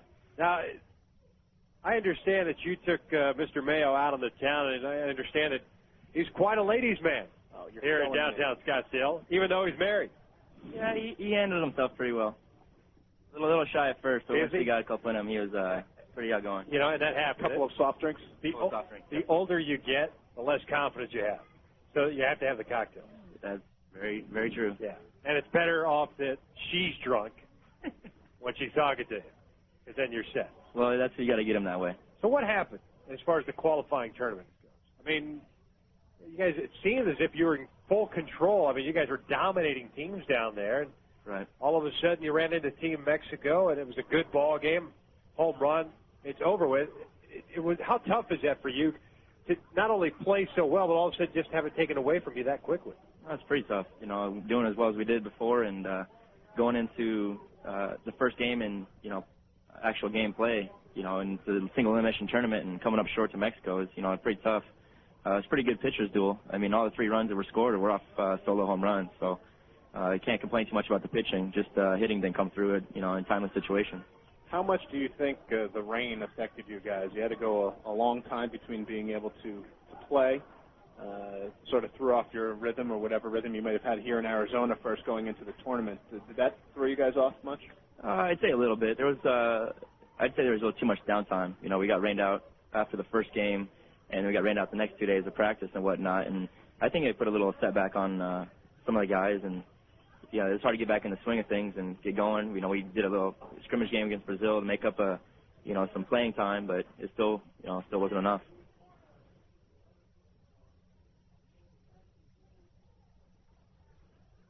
Brazelton is ahead 1-2 to J.R. House, the Pirates catcher.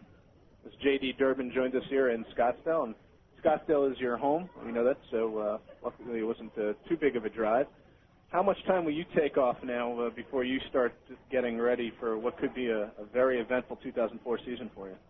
I'm going to take probably a good 2 or 3 weeks off of doing pretty much absolutely nothing. And then I'll get back into the gym, going probably 3 or 4 times a week, and I'll start throwing come January, get in preparation for spring training.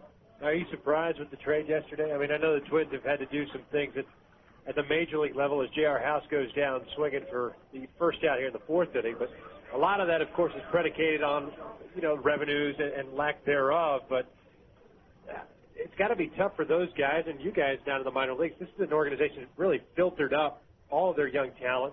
It came to fruition at the major league level. Now, all of a sudden, it seems like bits and pieces are starting to go away. I mean, did that trade yesterday, A.J. Pierzynski going to the Giants, surprise you at all? Not really. AJ is a great guy, and he plays the game really well. We obviously, picked up Mauer for a reason. I think he's, physically, ready to handle it. I don't know about mentally yet. It's a big, it's a long season, and for a young guy like that to come up and take control and, give the shot, which he is probably going to have come spring training, it's quite an honor for him and, for myself. Now, Chris Duffy was just thrown out trying to steal at second base. 2 outs for Dan Johnson. Now, Jonathan was telling me that every time Mauer has been called up, you've kind of gone the same route with him. Is this a good thing, then, that Pierzynski's got another broken bat and rolling to the right side, and Wilkin will throw to Brazelton to retire Dan Johnson? So an easy inning, no runs, a hit, no men left on base. We'll keep it right here, not go to a break. But as far as going into spring training next year, what are your expectations? Has the club said anything to you as to what they are looking forward to you and your expectations going into spring training? Looking out of me, I spoke with Terry Ryan, when he's here for the GM meetings and whatnot, and he just told me to come into spring training ready to go and, hopefully compete for a job. When talking to him previously, he had said, he'd like to keep me as a starter, which is where my heart is. I love starting and, knowing my schedule and my routine and stuff. If they need me, I'll be in the, closer reliever or whatnot, or middle relief guy, I'm happy to do that as well. So any situation or any role that they want me to be in, I'll be pretty comfortable. And the Twins do have some holes in their bullpen because they're not sure which of those guys are going to bring back. Eddie Guardado, LaTroy Hawkins are free agents. They got Joe Nathan from the Giants, right? So that's one spot, but there could be a spot open there. But that back of the rotation slot is one that I don't want to say struggled to fill in the last couple of years, but it's been hard finding one guy to hold on to that. And I think that might be the perfect situation for a guy just coming up. You have the 4 guys with a little more experience in front of you, and Joe Mauer has been your battery mate all the way through. If he ends up being the starter, that could be a perfect situation for you. Right. There's some holes that need to be filled, and I'm sure Terry Ryan and the organization is going to do a good job at fulfilling that. And I'm just going to go in spring training, with the expectation to do all that I can, and whatever role I get put into, like I said, we'll go at it and we'll do our best to make that club out of spring training. You got a taste of relieving Team USA. It's not exactly the same kind of thing as if you were relieving day in and day out, where you would get more regular work. I know the Twins were very cognizant of how many innings you had thrown and didn't want you to have too heavy of a workload. But that little taste that you got, is that something that you think that if you needed to, you could eventually sort of get used to it and maybe even enjoy, even though your preference is to start? Right. I think I could adapt well, in any role. And I did have a heavy workload this year, and that's probably evidence to not starting come the Olympic trial team and here in the fall league and whatnot. And I threw a little over 200 innings, so my arms had its toll this year, but I still felt comfortable when I was out there and throwing the ball, come the trials and stuff. So felt pretty good, and overall I'm pretty happy with success over the season. Now, are you surprised? I know Jonathan was joking when he said about the Team Canada guys and all that, joining the teams here, stuff like that. Are you surprised that some of the Team USA guys didn't come back, or is it you get to a point where it's November 15th and it's been a friggin' long year, you guys just want to shut it down, don't you? Well, I'd like to still be playing out there, being out there, being in hometown Scottsdale and having guys come out and watch. But I think it was just mainly the attitude, of losing, and like we did, that kind of shut everybody down. And they're getting refired up to get back here in the fall league and whatnot. And that's kind of like where I came from. If they would have asked me to come back, I still would have done it, but I wouldn't have been as excited and as pumped up as I would have been if we won the tournament. And to be fair, I think Adam Stern and Pete LaForest are the only 2 guys from Team Canada who came back and playing on a team that's playing for the championship. Maybe they had to come through Arizona anyway, and they figured they'd stick around for a little while longer. Right. Stern has been here for a few days, but I think this is the first game that LaForest has played since returning from from qualifying for the Olympic Games. Well, don't sugarcoat it. I mean, you're the one that threw him under the bus, making the comment before. I'm trying to back the bus up now, all right? Trying to back it up, run me back over again. Yeah, I'll come up with something else. Man. Yeah, he's firing me in there right away. So what do you think of you guys? I think you played 12 games down here against most of these teams down here in the fall league. What did you think of the overall talent down here? It's pretty good. I think the pitching was 10 times better than we saw over there in Panama, and I think that kind of had a effect on the way things went down there. We didn't see too many pitchers throwing 90s. They're all mid 80s with a lot of off speed, a lot of changing speed stuff, and I think that threw us off guard a little bit. And throwing to these guys here, the hitters, talent and caliber here is a lot better than I faced, and I could say anybody faced in Panama. So it was kind of like awakening. We got shooken up pretty good. Do you think that even with the way things turned out, that this might be a relationship that would be good for Team USA in the future, in future times, getting ready for international play, to be able to come here and sort of warm up against that level of competition? Yeah, I think it'd be extremely beneficial for them to come out and, Steve Cobb did a great job of throwing, the Olympic team and Arizona Fall League teams in there and getting us some work in before we went down there. And tremendous job organizing it here in Arizona. There's nobody out, a man on at first base. J.D. Durbin, our guest here. So what are you going to do today? What's the rest of the weekend? What are the plans? Saturday night's pretty good in Scottsdale, I hear. Yeah. Not that I've gone out at all here. I got to keep it down a little bit, stay under the radar, so to speak. Yeah, GM still hanging around. Actually, I think they took off yesterday. Or listening. Or listening. Oh, they're doing one or the other. Yeah. You're actually going to go work out, aren't you? Yeah. Yeah. Something like that. Something to that effect. 1-2 pitch to Johnny Gomes. Fastball in and tight. 2 balls and 2 strikes. 2-0 Solar Sox leading it. Well, we'll let you go, big man. I mean, I know unless you've got something else you want to talk about and you got a book to peddle or a new music CD or some crap like that. I have no idea. No, I just want to say thank you to everybody that supported me, over the season, and friends and family here in Scottsdale when I came out from the season, the Olympic team. It's really pretty nice to have people come out and support. So it's been pretty nice, and I appreciate you guys giving me the time to come up here and enjoy this beautiful day in Arizona with you, and we look forward to more. So it's our pleasure. Best of luck to you going into spring training next year with the Minnesota Twins. Thank you. You got it. That's J.D. Durbin, our guest here in the booth, and all talked out. Jonathan kind of wore him out the other night, taking him out around the town, running around a little bit too much. Mrs. Mayo back home listening, of course. See all the women that are hanging out, looking for Jonathan signs here in the stands. You're killing me. We want the bald man. Bald is beautiful. That's what I hear.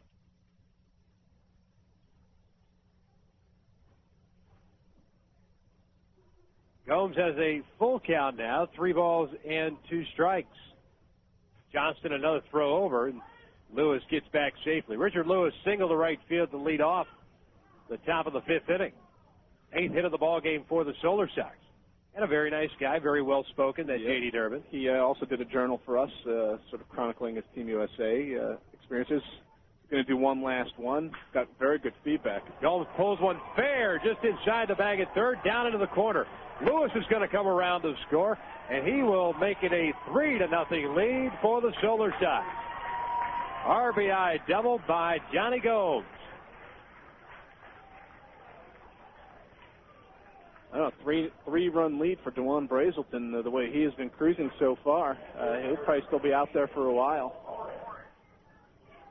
You mentioned at the top of the show, both teams do have tremendous offensive firepower, so 3 runs is not insurmountable. Not at all. But still nobody out. Gomes at second base. And Pete LaForest the batter. I think you made J.D. feel kind of bad about that Team USA comment. Forrest fouls one back. He'll get over it. Over the home plate area for strike 1. I can't believe he threw him under the bus like that. I can. I'm not a really nice guy. That's what I hear. It's all a charade.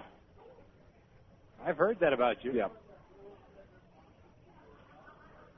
The 0-1 to LaForest, swinging a miss. But his explanation was a good one. I could imagine that had they qualified, then maybe guys would want to come back and play a little bit more. But after the way things happened, you might just want to sort of shut it down and disappear for a little while. Sure. 0-2 the count on the catcher. And the pitch, fastball inside, and it hit him. Home plate umpire Adam Dowdy said it nicked him a little bit, so LaForce is on board. First and second base, nobody out. And Jason DuBois the batter. And DuBois not only gets named most valuable player before the ballgame, but he goes out in his first 2 at-bats and just proves to everybody why he is the MVP. Pair of doubles, both to center field. Rich Thompson making valiant efforts on both of them and not being able to come up with the ball. Now is a chance to drive in some runs. First pitch fastball down low for ball 1. And in case you weren't with us to start off the ball game, DuBois has had a terrific Arizona Fall League. Led the league in home runs with 9 home runs. In hits, RBIs with 29, swing and a miss, 101. And oh, by the way, he hit .358 on the year.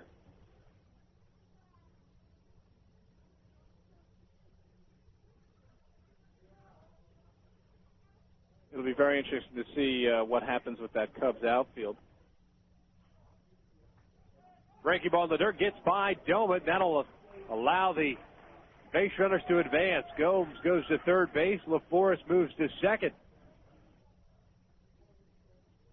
It'll be a wild pitch, I'm sure. And it is. Bounced off of Dome's shin guard, I believe, up the first base line a little bit. Cubs outfield is pretty set, assuming Corey Patterson comes back healthy. Lewin left, and Sammy Sosa picking up his option in right field. DuBois hits one towards the hole. Diving stop by Freddie Bynum. Gets up, not in time at first. Gets away from Dan Johnson. 1 run comes in. Here comes LaForce, and make it a 5-0 lead for the Solar Sox. That's an instance where Freddie Bynum may have been a little too ambitious. Did a tremendous job keeping that ball in the infield and keeping LaForce from scoring right off the bat. But making that throw onto first base that got by Dan Johnson at first allowed the extra run to score. He probably should have just eaten the ball and been happy with saving the run. Well, that's the second error in the game, both charged to Freddie Bynum. And more importantly, for Tony Beasley's Mesa Desert Dogs, still nobody out. As Delman Young takes a pitch down and in for ball 1.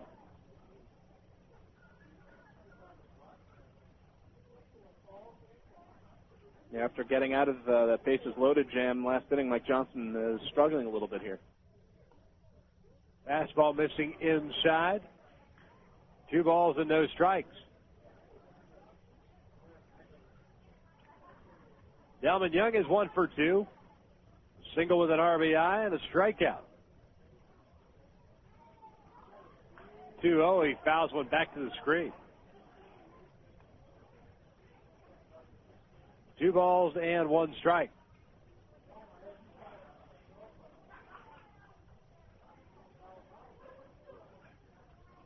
Five nothing. Solar Sox lead it. We're in the top of the 5th. 2-1 fastball missing inside.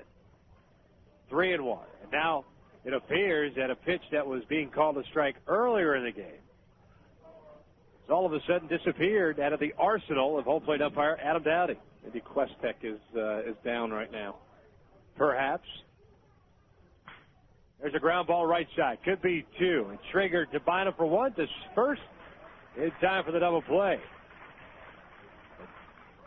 Johnston thought it was the 3rd out of the inning, started walking towards that dugout, has to hold up. It's been long enough for there to be 3 outs. It has. Inning. Surprisingly, there's been nobody at all warming up in the Desert Dogs bullpen during all of this. Is it really surprising?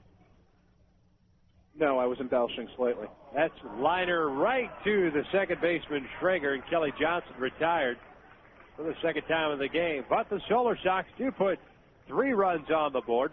On 3 hits, they don't strand any runners as we head to the bottom of the 5th inning. Solar Sox leading at 5-0 as Arizona Fall League action continues live on MLB.com radio. This is Andy Pettit of the New York Yankees. It's never easy to stand your ground when facing the best hitters in the game, but with practice, you gain confidence. To teach values that go beyond the diamond, Major League Baseball charities and Boys and Girls Clubs of America have teamed up to bring baseball and softball to kids around the world. Through programs like RBI and Rookie League, boys and girls learn about teamwork, fair play, and respect. Because when kids believe in themselves, amazing things can happen. Get the perfect gift for the baseball fan in your life at MLB Shop on MLB.com. You can purchase jackets, jerseys, caps, and clothes for men, women, and children. Get a snazzy new batting practice jersey or a classic replica jersey of your favorite team. You can even customize your jersey. Best of all, it can all be done online. Plus, the MLB Shop has baseball cards, bobblehead dolls, books, videos, and so much more. All purchases are private and secure, and the MLB Shop accepts all major credit cards. Click on the MLB Shop button at the top right of MLB.com and get that perfect gift today. Raven, we've got bandits at 1 o'clock. Fight's on. Engaging now. What kind of person can handle an F-16 dueling in a Mach-speed dogfight? Why, a math teacher, of course, when she's in the National Guard and Reserve. Nearly half of today's military are members of the Guard and Reserve, but they can't do it without their employer support. If you're an employer, visit www.esgr.org and learn how to do your part. After all, their response depends on yours. A public service message from ESGR and the Ad Council.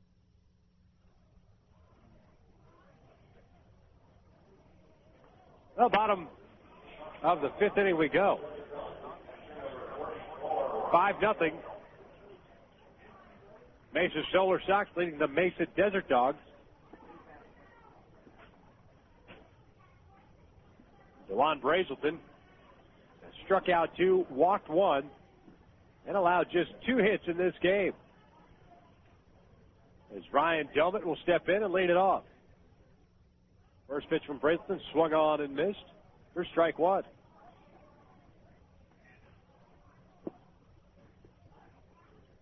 Delmott 0 for 1, struck out swinging in his first at-bat.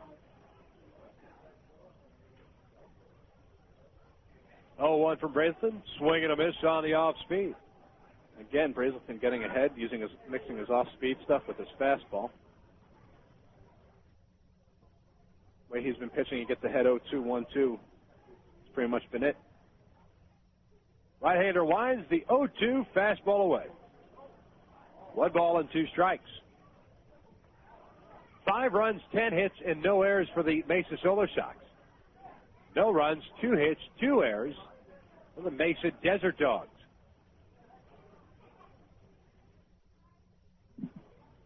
1-2 pitch on the way, swing and a miss, and down goes Delmott for the first out here in the bottom of the 5th. Brazelton, his 3rd punch out, 2nd for Delmott. He's 0 for 2. And Luke Scott will step in. Dewon Brazelton was really looking forward to getting the start. He said it doesn't matter what league you're in, you always want a shot at playing in the championship game. No question. And he has once again come up with his A game here. First pitch to Scott, Nubber, right at the home plate area, foul. Strike 1. If I'm Chuck Lamar and the rest of the Tampa Bay Devil Rays brass, I'm thrilled with the way he's thrown out here. He's really looked sort of like a man amongst boys in a lot of ways with how he's commanded both sides of the plate and really accomplished what he's wanted to accomplish. And hopefully this will carry over confidence-wise and stuff-wise into the beginning of next year. Sure. 1 ball and 1 strike on Scott, who is 0 for 1, having grounded out to second base. Hitting from the left side, the 1-1 pitch. Breaking ball missed away.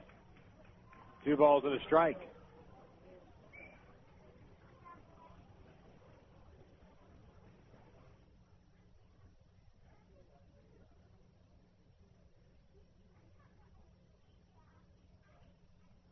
Off speed, caught the inside part of the plate. Scott started a swing, but held up. 2-2 now.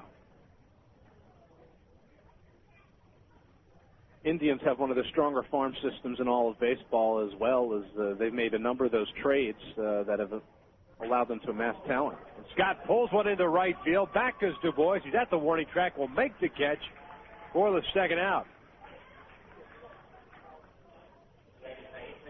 Teams in Akron and in Buffalo, chock full of talent. A lot of those guys came up last year.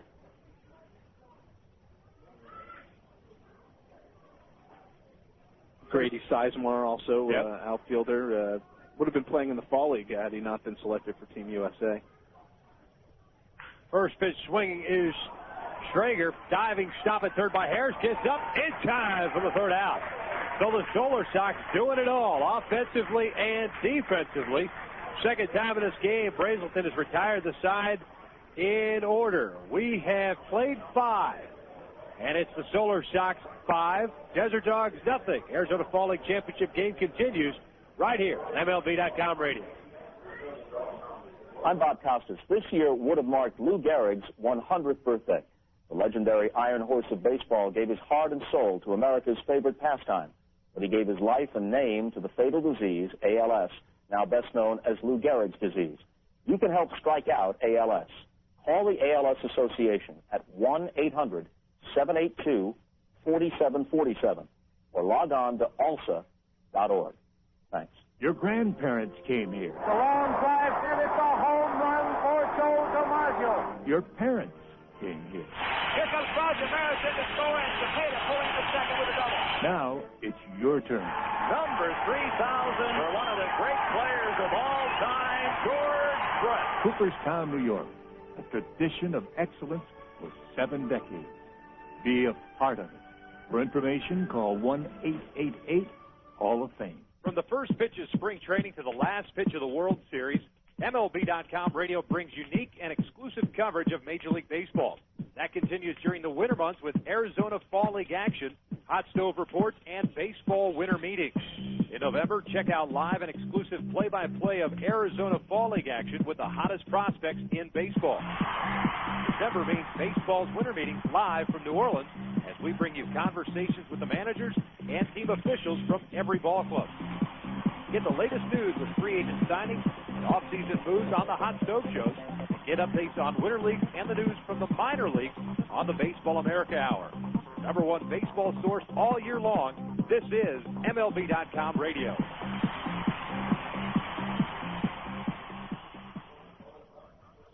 Well, top of the 6th inning we go, and a pitching change for the home team, the Mesa Desert Dogs. Left-hander out of the Pirates organization, Frank Brooks, our good friend who joined us in the booth a couple of days ago. 2-2 and a 5.79 ERA in 14 games down here. 2 saves, 18 and 2/3 innings, 23 hits. He struck out 22 and walked just 3. And the first pitch to Chris Wilkin, batting from the right side now, got the inside corner for strike 1. Yeah, Brooks was pretty excited about the possibility of pitching today because he said recently he's been throwing the ball much better after struggling through much of the Fall League season. I think he wants to come in, one, try to help the team win, but also just finish things off on a positive note. Sure. He's ahead of the count at 0-2 Wilkin is a switch hitter hitting from the right side now. He is 1 for 2 with a single and an RBI. 0-2 pitch, fastball upstairs. 1-2 now. Well, Brooks, as we spoke to him the other day, should be vying for a spot in the Pirates bullpen in 2004. They certainly need some help there. Off speed in the dirt. Nice block by Doman, but the count evens at 2-2. The trade of Scott Sauer back to the Red Sox. They're certainly down a lefty or two. He and Mike Johnston, who pitched earlier, will probably compete for spots. 2-2 pitch. That's line foul. Wide of the bag at third.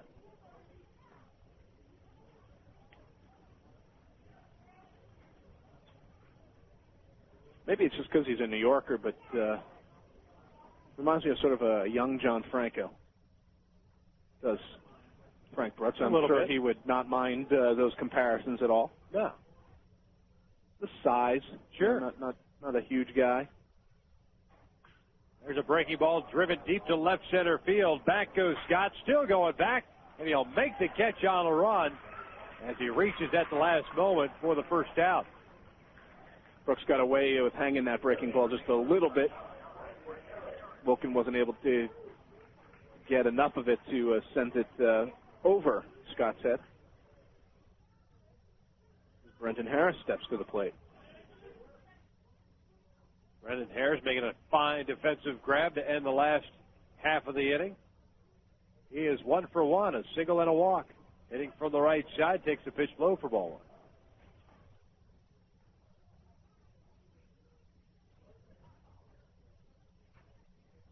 Harris, who plays both second and third, showing fine defensive glove work at the hot corner. Wouldn't mind playing both positions in the big leagues at all. Said breaks up the monotony over the course of a long season not to have to play the same position. That being said, of course, the Cubs tell him they want him to play second base every day. He's not going to complain. And with Mark Brazelton filing for free agency, there's a possibility that Harris could work his way into the Cubs lineup. Sure. Why not? Heck, he'd take a full-time job as a bat boy in the big leagues. As long as he's getting that big league per diem. That's what it's all about, isn't it? Sure. Why not? Well, and since Dusty's son can't be the bat boy anymore, there is an opening. This is true. The 1-2 pulled right to the third baseman, Smith. He's got it. High throw, but Johnson's able to corral it for out number 2. 2 up and 2 down. That'll take us to the top of the order. Adam Stern.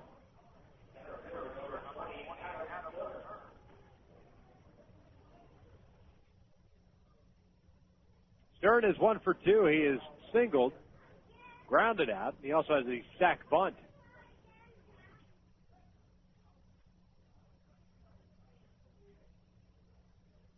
Center fielder from the Braves system. Take strike 1. Whom you like very much. I like how you just bounce in and out of the play-by-play. That's a beautiful thing. I'm helping you out a little. I like it. All right, good. Heck, you could do a couple innings if you'd like.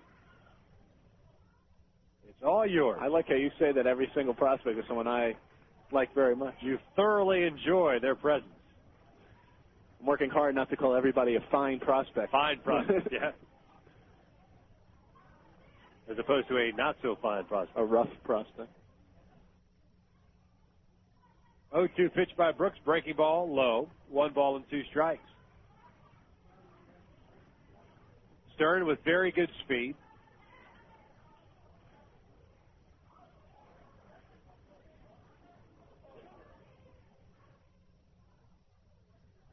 One, two, swung on a miss. Breaking ball in the dirt, blocked by Doman. He's got to throw on to first. And Dan Johnson makes a tag in the bag. So an easy inning for Frank Brooks. He comes in, retires the side in order. Nothing doing for the Solar Sox here in their half of the 6th inning. They lead at 5-0 as Arizona Fall League action continues live and exclusively right here on MLB.com radio. I'm Derek Jeter. When I was growing up, my parents and I would go to the schoolyard every weekend and play ball. They teach me how if I practiced and didn't give up, my swing could get better. But if I got in front of the ball and wasn't afraid, I could stop it. But there weren't any shortcuts to becoming a better player. But if I believed in myself, I could do it. Funny, all that time, I thought they were teaching me how to play baseball. Helping your kids find a dream can help keep them off drugs. This message brought to you by Partnership for Drug-Free America. Visit us at drugfreeamerica.org. Avoid going into spring training wondering where the free agents have landed and what your team looks like heading into the 2004 season. Let MLB.com radio keep you informed with our Hot Stove Report. Mainstays Seth Everett, Billy Sample, and Jonathan Mayo bring you the most up-to-date information while they chat with general managers, scouts, and those inside. Just because the World Series is over doesn't mean we stop thinking baseball. The Hot Stove Report, found only at MLB.com radio. Hi, this is Tommy Lasorda. I want to take this opportunity to congratulate my good friend Ben Platt for the great interviews he does on MLB.com radio. Well, thank you, Tommy. You know, I try to interview everyone in baseball, from Hall of Famers like you to the new stars just coming on the scene, every morning on the Baseball Breakfast with Billy Sample and Jonathan Mayo, and afternoons on deck with Seth Everett and Victor Rojas. Hey, Ben, one thing I don't get is what's this Benny P stuff? Tommy, it's just a radio nickname they gave me back in the station. Benny P. this, Benny P. that. You weren't Benny P. 10 years ago when you started out covering the Dodgers. I'm one of the few guys that knew you when you were poor. Man, I thought you were going to soil yourself every time you did an interview with me. Man, last year you accused me of starting the Kingman interview, now this. The Benny P. interviews, exclusively on MLB.com radio. Benny P., what a joke. Bottom of the 6th inning we go, 5-0. Solar Sox leading the Desert Dogs. Stepping in to lead it off for the Desert Dogs, it's Corey Smith. There's a 1-ball, 1-strike count on him. Smith over 1, popped out to the first baseman, Wilkin, in his first at-bat. 1-1 pitch, swing and a miss on the changeup. Dewon Brazelton has been absolutely fantastic this afternoon. And for the first time, the Solar Sox get somebody up in their bullpen. It looks like it's Aaron Rakers, the right-hander from the Orioles. 1-2 pitch, slider, missed down low. Who's been one of the better relief pitchers in the fall league. Sure. I would imagine that 6 innings is about as much as you'd expect the starter to go, even if he hasn't thrown a lot of pitches.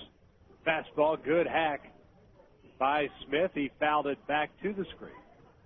And the count remains even at 2-2.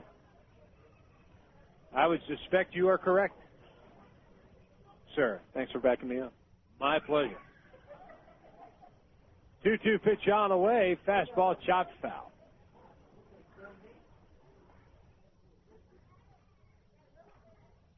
Well, the Desert Dogs came into this one with an 18-13 mark. They won their division by 5.5 games. Solar Sox, the best team in the AFL, as Smith pops one up, shallow left field. Gomes coming in. Johnson going out. It's going to be Johnson, the shortstop, making the catch for out number 1. But the Solar Sox came in at 20-13. They won their division by 2.5 games over the Scottsdale Scorpions. And they have done the job. 10 hits pounded out by the Solar Sox today, aided by 2 errors by Freddie Bynum of the Desert Dogs. They lead it 5-0. Speaking of Freddie Bynum, he steps in, takes a pitch low for ball 1. Yeah, I'm not sure where Bynum fits in on the plans of the A's in the future. Bobby Crosby set to take over for Miguel Tejada at short this year. Bynum has been playing short here. I don't know if they'll move him over to second base when the time comes. As the count even at 1 ball and 1 strike, he is 0 for 1. Ground out in his first AB. Chops one to the right side, and Wilkin will play it in just foul territory. Wilkin, a heads-up play by the first baseman, saw that Bynum did not bust out of the box. Charged the ball up the first base line and tried to get it before it went foul, but couldn't do so. It's those little things like that, those little intangibles like that, that really excite not only scouts, but general managers and player development directors. It's what wins championships. Absolutely. 1-2, change-up, swung on and missed, and down goes Bynum for the second out. 4th strikeout of the game for Dewon Brazelton to go along with a 1 walk. Be interesting to see of those 4 strikeouts, how many of those strike 3s were actually in the strike zone. Sure. So 2 outs, top of the order now, and Rich Thompson. Thompson 0 for 2. He has popped out and flown out.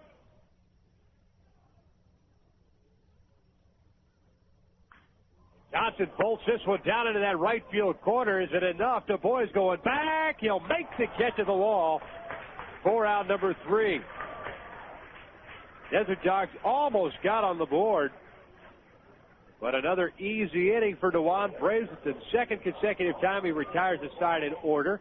8 in a row retired by the Solar Sox. We've played 6 innings. They lead it 5-0. Arizona Fall League Championship continues right here on MLB.com radio.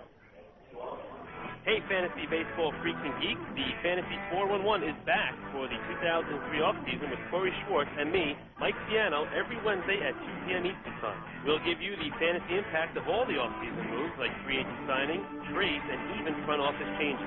Plus, we'll answer all your emails at radio@MLB.com. So don't get caught up in all the turkey and all that holiday shopping this offseason. Check us out on the Fantasy 411 every Wednesday at 2 p.m. Eastern Time on MLB.com radio. Hey, baseball fans. Only MLB.com takes you straight from the ballpark to your computer. So don't miss a second of the action. Check out MLB.com, the only place for live baseball online. Get live games with MLB.tv and game day audio. See live stats with MLB.com's unique game day feature. For fans who just can't get enough of the game, MLB.com, the official site for all things baseball, the #1 site for Major League Baseball fans. I was 0 for 11, and it was the year that we got Johnny Mize. Because I'm going to fix my bat up for him. So I'm up there the first time using the bat and pitch it to him high and inside. I duck, I got the ball, hit the bat, line drive, base hit, and I got 199 after that. Relive your fondest memories of Phil Rizzuto and see his Hall of Fame plaque at the Baseball Hall of Fame in Cooperstown, New York. Visit us on the web at baseballhalloffame.org or call 888-HALL-OF-FAME. What's the deal with Freddie Garcia? Mariner pitching coach Brian Price enlightens us. What really happened with Freddie is his ball started to come up and straighten out up in the zone, and he was giving up a lot of extra base hits and home runs, throwing a lot of breaking balls to try to miss bats and things of that nature. Kind of shortened up his arm circle to get the ball down and added a slider and moved him over on the rubber. Probably the biggest thing is that he did for himself was just became more aggressive. The hottest issues in the game. MLB.com radio. Out to the seventh inning we go. 5-0. Solar Sox leading. A new pitcher for the Desert Dogs, Chris Mabius of the Oakland Athletics organization. Almost said Anaheim Angels, but he is of the Athletics. Mabius, no record, a 4.50 ERA. And that happened in 13 games. Does have a save, 18 innings, 25 hits, 15 strikeouts, 9 walks. He comes in relief of Frank Brooks, who was fantastic. And first pitch swinging is Richard Lewis, and he drives one deep into the berm. Gone. A solo shot here to lead off the seventh inning gives the Solar Sox a 6-0 lead. Didn't waste any time there. First pitch, I guess you might want to call that a bit of Mabius corpus. You've been holding that one up. Well, just for the last, 30 seconds. I mean, it's not like I studied the rosters. Oh, I hope Chris Mabius gets in the game. Possibly. I think you were. Yeah, maybe.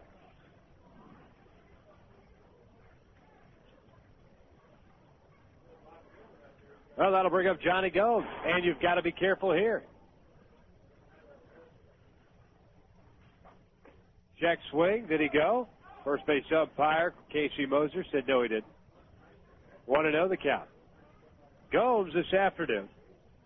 Grounded into a double play. He has struck out, doubled, RBI, and a run scored. 1-0 fastball low.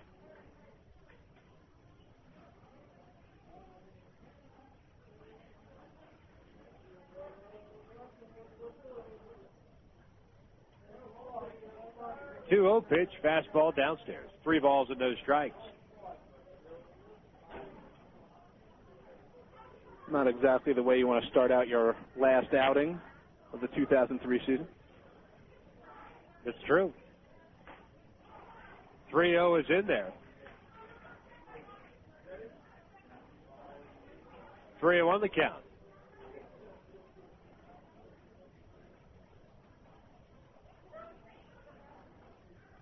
Gomes pulls one foul up the third base side. Full count now. In talking with J.D. Durbin and some of these other guys, I guess it's just the nature of baseball now. The amount of time off they take seems to get smaller and smaller every year, where if you hear a guy who's taking 2-3 weeks off, that's a ton of time. Most guys, Jason DeVoy said he'll take about a week off before he starts hitting the weight room again. Right. Payoff pitch, and Gomes skies one down to left field line. But that is going to be foul. That was a moonshot. I don't think it's come down yet. I think it may have hit. There's a building beyond the bullpen. I think it hit off the roof. There's a hospital next door to the stadium here, and it looks as if there's a medevac helicopter getting ready to land over there. It's actually my ride. Is it? Yeah. Taking you back to gotta go. Jam job back off the PA window next door to us. I have never actually caught a foul ball in any. Really? In any game action. We were in Kansas City this year. Our first game into Kansas City, and I grew up there, my dad, all that crap. Batista, it's a screamer. It's a breaking ball missed low. Gomes is on board with a walk. Coming right at me. And, you don't have much of a choice. I scoot back a little bit. Boom, right there. And my check. Nicely done. Made the catch. Standing O. at the K. What you've always wanted. Absolutely. That was very sentimental, by the way. You know my dad and all that crap. I shed a tear. No, I didn't. Man on with nobody out, 6-0 here in the 7th. You might want to now, however. Yeah, LaForest missed a pitch outside, or takes a pitch outside for ball 1.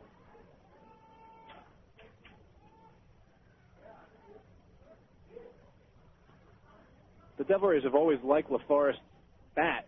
Just was a question of where they thought he might play. Played some first base. He's taken some huge hacks and come up empty today. Looks like he's susceptible to the off-speed pitch. A little bit.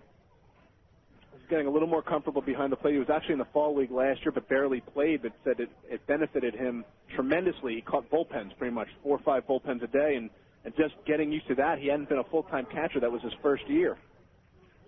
That getting comfortable working with the pitcher, that sort of thing, helped him a lot, and then, of course, the repetition of doing it over the course of the year this year.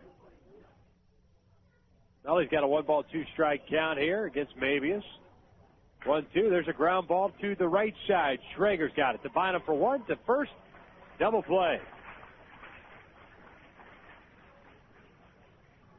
So LaForest, who has 2 singles on the, or 1 single on the afternoon, is now 1 for 3, including being hit by a pitch. That's a 3rd double play turn by the Desert Dogs this afternoon. Yeah, the damage could be much, much worse if not for those double play balls. Maybe it's settled down a little bit after the home run and the walk. Jason Du Bois skies 1, shallow left. Fine on the shortstop going out. Calls everybody off and makes the catch for the 3rd out. But the Solar Sox do tack on a run. A solo shot off the bat of Richard Lewis, the lead off the 7th inning. Gives the Mesa Solar Sox a 6-0 lead as we head to the 7th inning stretch. You're listening to the Arizona Fall League Championship game live and exclusively on MLB.com radio. Right now, fall is in full color at Kohl's. Kohl's has all the brands your family loves, like Nike, Levi's, Dockers, Mudd, Lee, Oshkosh, and many more. Every size, every color, fully stocked. And with Kohl's great sale prices, you can bundle up without spending a bundle. Plus, you'll enjoy Kohl's hassle-free returns, stroller carts, easy checkouts, and storefront parking. So come on in and see what's new for fall at Kohl's. Kohl's. Shop happy, leave happy. Hey, Cardinals fans, STLCardinals.com is the official website for Cardinals information. Don't miss a second of the action. STLCardinals.com is the only place for live baseball action on the net with game day audio. Watch video highlights of every game with postgame.tv. Heading to the ballpark? Buy tickets to any game and buy the latest Cardinal gear online at the shop. For diehard Cards fans like you, STLCardinals.com, the #1 site for Cardinals fans. Being inducted into the Hall of Fame is the ultimate after you had a successful major league career. Of course, I took 4 years out for World War II. I joined the Navy 2 days after Pearl Harbor, and I'm very proud to be an American and hope I've been a good one. Relive your fondest memories of Bob Feller and see his Hall of Fame plaque at the Baseball Hall of Fame in Cooperstown, New York. For more information, visit us on the web at baseballhalloffame.org or call 888-HALL of Fame. Bases are loaded. There's the hot count to 11-year-old right fielder Smith. Smith relays the ball to Baker. Baker fires to Ellis. Ellis to Purdy. Purdy to Stearns. And Stearns can cut off mascot. Now that's teamwork. Just one lesson kids learn through the Baseball Tomorrow Fund, a partnership between Major League Baseball and its players that connects kids with baseball and softball programs worldwide. To learn more, visit baseballtomorrowfund.com.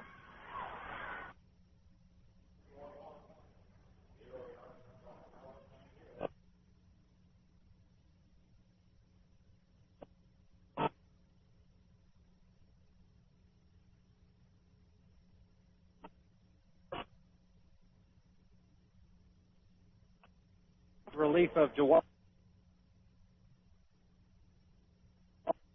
And did just about everything you would want from your starter in a championship game. 6 strong innings, only 2 hits allowed. Struck out 4, walked 1, allowed no runs. Rakers, so far in the Arizona Fall League, or this year, I should say, in the Arizona Fall League, 5-0, a 1.96 ERA in 13 games, 2 saves, 18 in the third innings, 24 hits or strikeouts, and 4 walks allowed. That's it. And he'll be facing 2, 3, and 4 for the Desert Dogs, Duffy, House, and Johnson. At the very least, it sounds as if we have a Baltimore Orioles fan right here in front of our window. The Jay Gibbons jersey may have tipped me off.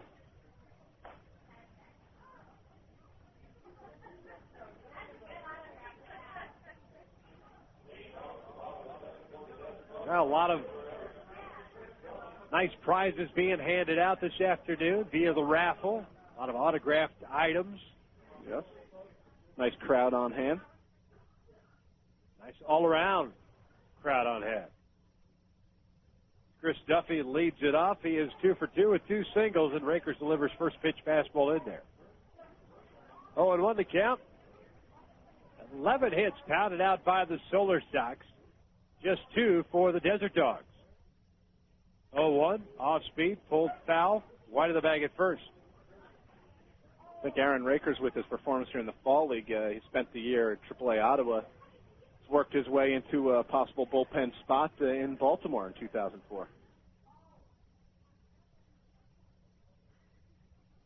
Sort of was labeled with a quasi-quadruple A kind of player. Been in the minors for quite some time. Not a young kid. Sometimes it takes pitchers a little bit longer.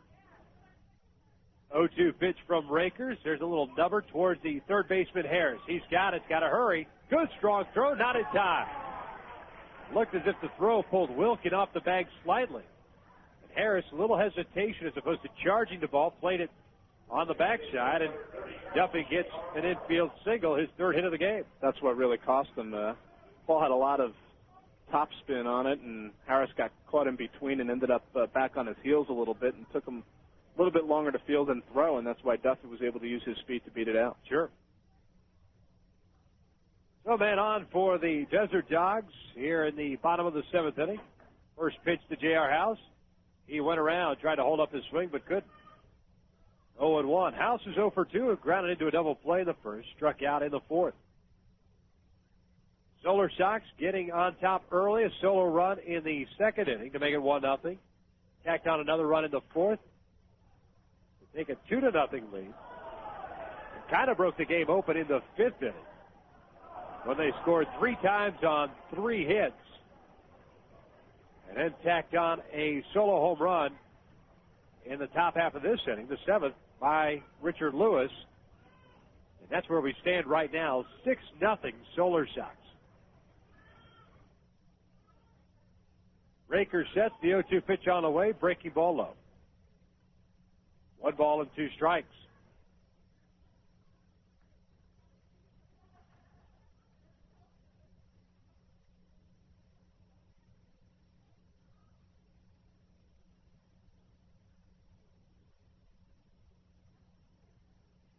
Duffy, as I mentioned earlier, good speed on at first base.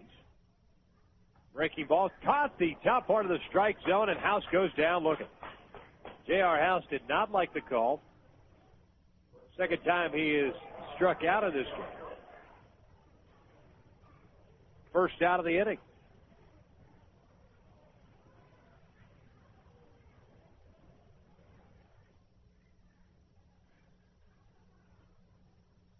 The Desert Dogs are slowly running out of opportunities here. They can try to get something going. They want to get back in this ball game. There's a grounder pass to Dewon Wilkin down the right field line. Fair ball. Going to third is Duffy. He's being waved around. He's going to score easily. Dan Johnson is in at second base. And the Desert Dogs finally on the board. As they trail it now 6-1.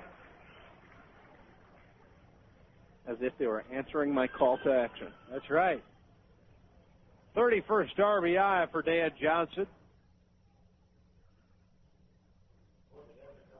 That was 1 out, a man on at second base. Ryan Domet steps in.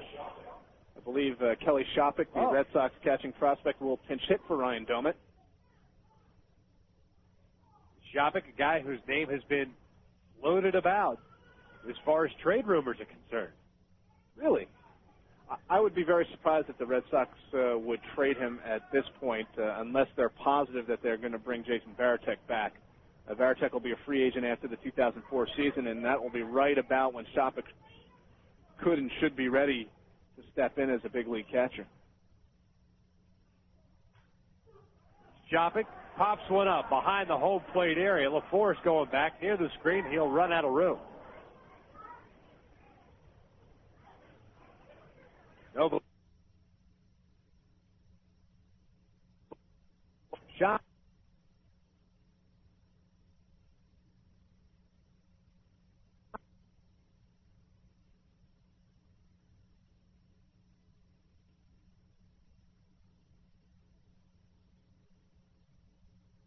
Is in full color at Kohl's.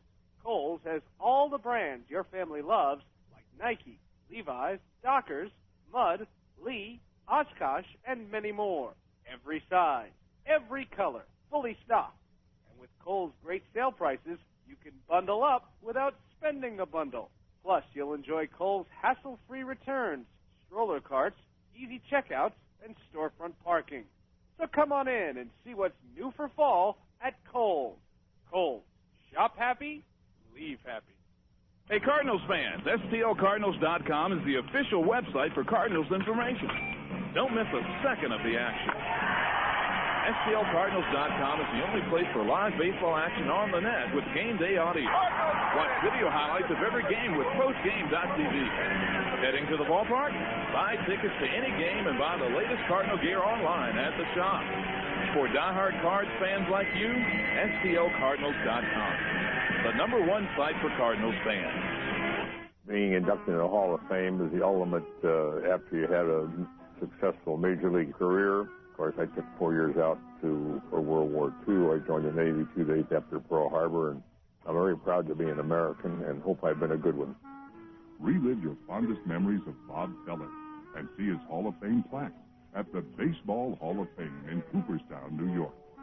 For more information, visit us on the web at baseballhalloffame.org or call 888-HALL-OF-FAME. Bases are loaded. There's the hot count to 11-year-old right fielder Smith. Smith relays the ball to Baker. Baker fires to Ellis. Ellis to Purdy. Purdy to Stearns. And Stearns can cut off mascot. Now that's teamwork. Just one lesson kids learn through the Baseball Tomorrow Fund. A partnership between Major League Baseball and its players that connects kids with baseball and softball programs worldwide. To learn more, visit baseballtomorrowfund.com. This is Andy Pettit of the New York Yankees. It's never easy to stand your ground when facing the best hitters in the game, but with practice, you gain confidence. To teach values that go beyond the diamond, Major League Baseball charities and Boys and Girls Clubs of America have teamed up to bring baseball and softball to kids around the world. Through programs like RBI and Rookie League, boys and girls learn about teamwork, fair play, and respect. Because when kids believe in themselves, amazing things can happen. Get the perfect gift for the baseball fan in your life at MLB Shop on MLB.com. You can purchase jackets, jerseys, caps, and clothes for men, women, and children. Get a snazzy new batting practice jersey or a classic replica jersey of your favorite team. You can even customize your jersey. Best of all, it can all be done online. Plus, the MLB Shop has baseball cards, bobblehead dolls, books, videos, and so much more. All purchases are private and secure, and the MLB Shop accepts all major credit cards. Click on the MLB Shop button at the top right of MLB.com and get that perfect gift today. Raven, we've got bandits at 1 o'clock. Fight's on. Engaging now. What kind of person can handle an F-16 dueling in a Mach-speed dogfight? Why, a math teacher, of course, when she's in the National Guard and Reserve.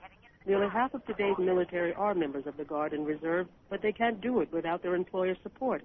If you're an employer, visit www.esgr.org and learn how to do your part. After all, their response depends on yours.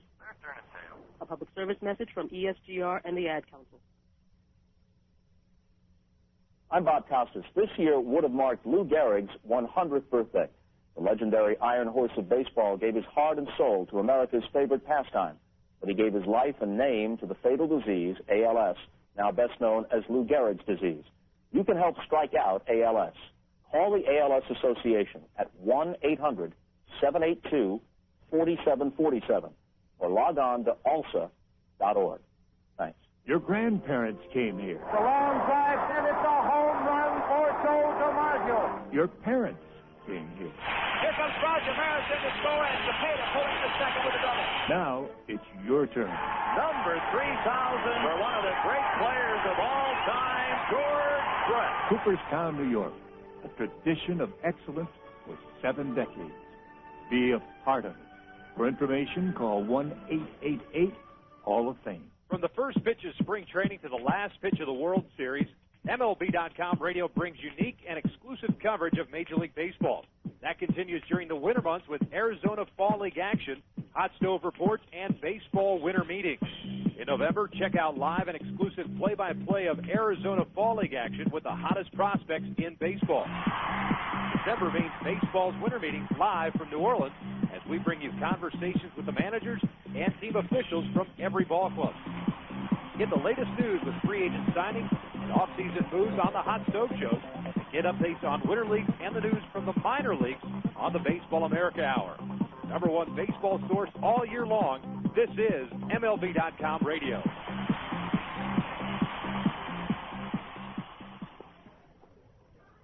Well, top of the 8th inning we go. 6-1 Mesa Solar Sox leading it. We apologize for the technical difficulties we have had. Delman Young comes in to hit, and he foul tips the pitch, and the count evens at a ball and a strike. Matthew Squires, a left-hander out of the Philadelphia Phillies organization, comes in relief of Chris Mabius. Swing and a miss by Delman Young. Mabius went 1 inning, allowed 1 hit, a walk, and a run.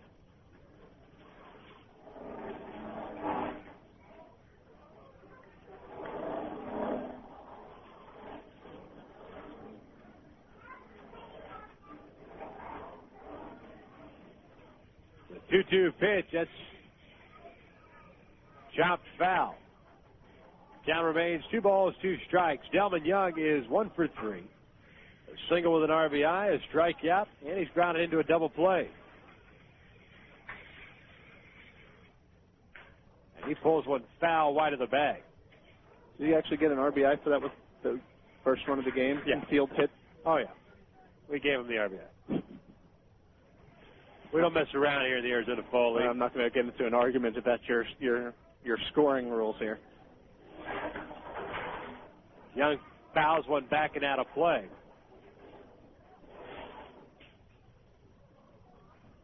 Delman battling here, the brother of Detroit Tigers outfielder, first baseman, Dimitri Young.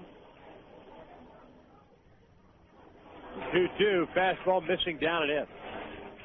Full count now. As kids here at Scottsdale Stadium have decided to play with their mom's keys on the metal bleachers here. Makes for wonderful radio. Full count, pitch missed down low, and Young is on board the leadoff walk.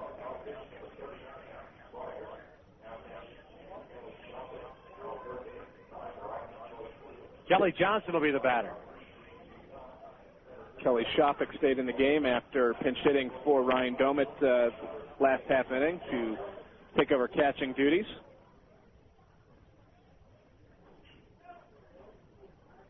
Kelly Johnson steps up, the shortstop from the Braves system. Picked the ball low. 1-0. Wow, I like it when you do play-by-play. Gives me a blow.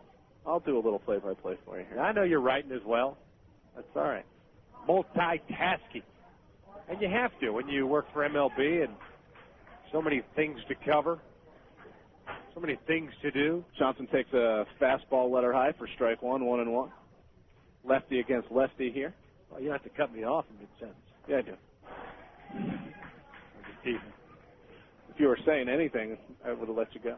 Yeah, I wasn't saying much, was I? Another fastball from Squires, 1-2 the count. I haven't said much for 7 innings.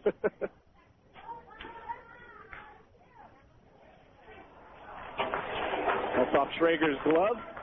I dropped the ball there, didn't I? Delman Young goes all the way to third base. And the Solar Sox are in business again, first and third, nobody out. Yep. You dropped the ball again, huh? Well, 6-1. Solar Sox leading, and we're at the top of the 8th inning. Runners at the corners, nobody out. Chris Wilkin will be the batter. These two ball clubs exchanging solo runs in the 7th. It was 5-0. Solar Sox got a solo home run by Richard Lewis to make it 6-0. And then in the bottom of the 7th inning, Desert Dogs finally get on the board. RBI double by Dan Johnson. Off speed is in there to Wilkin for strike 1. The Solar Sox this afternoon have pounded out 12 hits.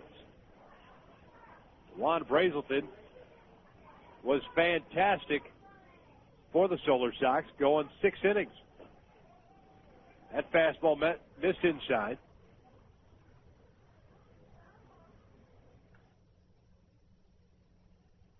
One ball and one strike. Wilkin 1 for 3 this afternoon, a single with a run scored. And he fisted one foul right side out of play. 1 ball, 2 strikes.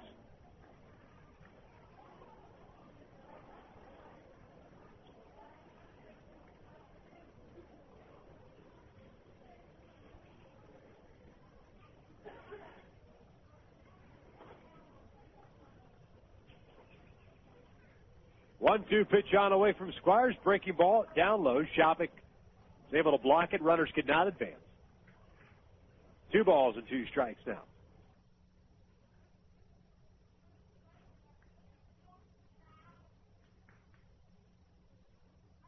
You a fan of the socks up high as opposed to the low sock look? Squires sporting the high sock look today. No, I'm kind of a low sock kind of guy. That ball is driven into center field. Thompson will make the catch, but Delman Young will score and make it a 7-1 lead. Actually, it's now Rich Thompson in center field. They've made a change in center defensively.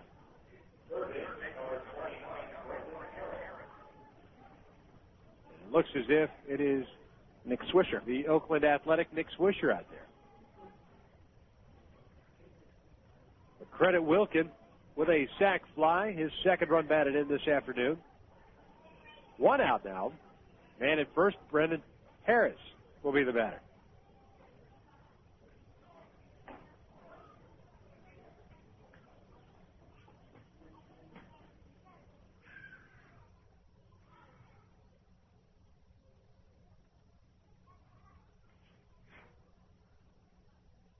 One-oh pitch to Harris, down low, 2 balls and no strikes. Harris is 1 for 2, a single, the walk, and a ground out to third base. Also made a fine defensive play. And we've seen a couple of those gems today on both sides of the ledger. Down low, Squires struggling with his control this half inning. 3 balls and no strikes. There is action in the Desert Dogs bullpen.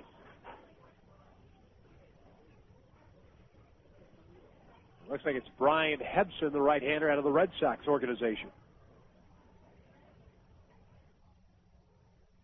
Fastball missing inside, ball 4.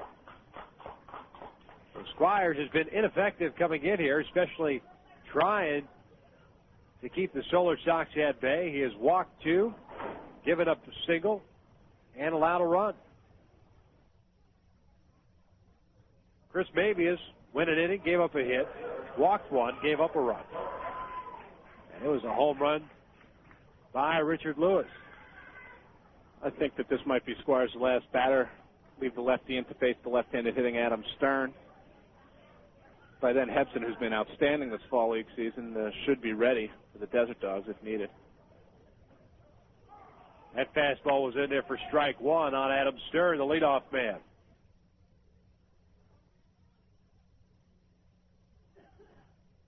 Stern 1 for 3, including a sac bunt.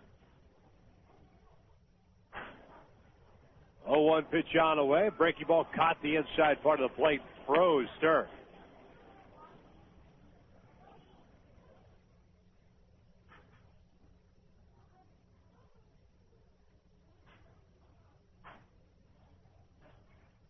No balls and 2 strikes on the left-handed batter facing the left-hander Squires, who now comes set. 0-2 pitch on the way. Fastball swung on and missed it. Down goes Stern. Second out of the inning. Second time Stern has struck out in this game, and Richard Lewis will step in. How about the afternoon he has had? Was 0 for 2, struck out twice, both looking. But then a single, a run scored, and then a home run and an RBI. Not that he needed anything else with the fine fall league season that he's had. That's a true. good way to finish things off. The off-speed pitch got the outside corner. Strike one. Fine season at that. Led the league in hitting with that .404 average. Doesn't get much better than that. 0-1, fouls one back to the screen. No balls, 2 strikes. Although .405 would be better than .404. It would. Technically, you're correct. Showing your superior math skills yet again. Thank you, sir. You're welcome. I am attempting. Let's see. Kelly Johnson is on at second. Harris is on at first. 2 outs here in the 8th. Fastball up and in. 1-2 now. 7-1. Solar Sox leading the Desert Dogs here in the 8th. A 1-2 pitch. Curveball swung on and missed it. Down goes Lewis. So Squires settles down, gives up a run on 1 hit, walks 2, and strikes out 2. We head to the bottom of the 8th inning with the Solar Sox leading at 7-1 as Arizona Fall League Championship game continues right here on MLB.com radio. I'm Derek Teeter. When I was growing up, my parents and I would go to the schoolyard every weekend and play ball. They teach me how if I practiced and didn't give up, my swing could get better. But if I got in front of the ball and wasn't afraid, I could stop it. But there weren't any shortcuts to becoming a better player. But if I believed in myself, I could do it. Funny, all that time, I thought they were teaching me how to play baseball. Helping your kids find a dream can help keep them off drugs. This message brought to you by Partnership for Drug-Free America. Visit us at drugfreeamerica.org. Avoid going into spring training wondering where the free agents have landed and what your team looks like heading into the 2004 season. Let MLB.com radio keep you informed with our Hot Stove Report. Mainstays Seth Everett, Billy Sample, and Jonathan Mayo bring you the most up-to-date information while they chat with general managers, scouts, and those inside. Just because the World Series is over doesn't mean we stop thinking baseball. The Hot Stove Report, found only at MLB.com radio. Hi, this is Tommy Lasorda. I want to take this opportunity to congratulate my good friend, Ben Platt, for the great interviews he does on MLB.com radio. Well, thank you, Tommy. You know, I try to interview everyone in baseball, from Hall of Famers like you to the new stars just coming on the scene, every morning on the Baseball Breakfast with Billy Sample and Jonathan Mayo, and afternoons on deck with Seth Everett and Victor Rojas. Hey, Ben, one thing I don't get is, what's this Benny P stuff? Tommy, it's just a radio nickname they gave me back in the station. Benny P this, Benny P that. You weren't Benny P 10 years ago when you started out covering the Dodgers. I'm one of the few guys that knew you when you were poor. Man, I thought you were going to soil yourself every time you did an interview with me. Man, last year you accused me of starting the Kingman interview, now this. The Benny P interviews, exclusively on MLB.com radio. Benny P, what a joke. Bottom of the 8th inning we go, 7-1. Mesa Solar Sox leading the Mesa Desert Dogs. Victor Rojas alongside Jonathan Mayo. Aaron Rakers still out there for his second inning of work. Delivers a fastball strike to lead off the bottom of the 8th inning to Tony Schrager, the second baseman.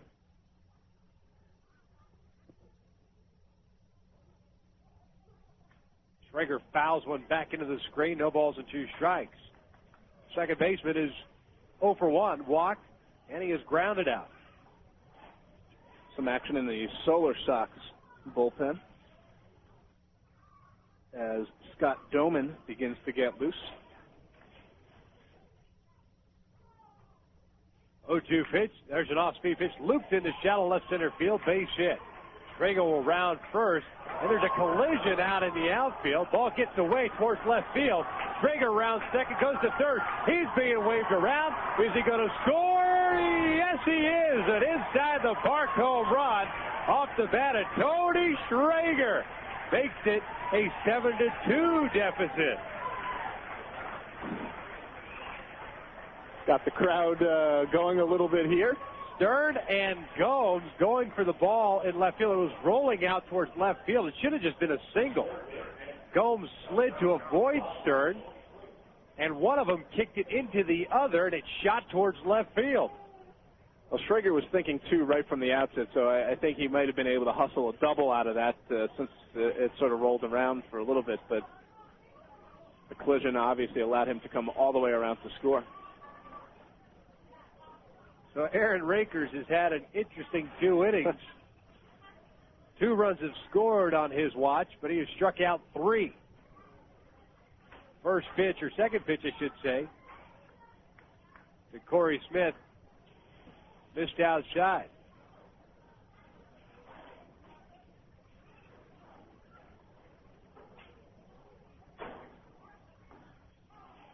That pitch got the corner, ball in the strike.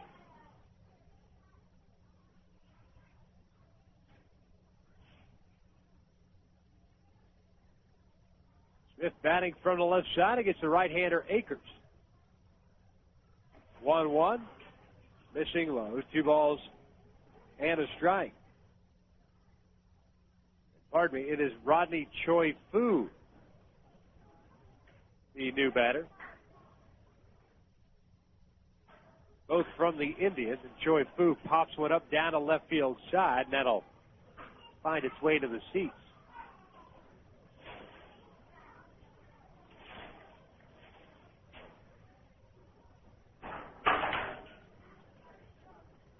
Full count now on Choi Fu.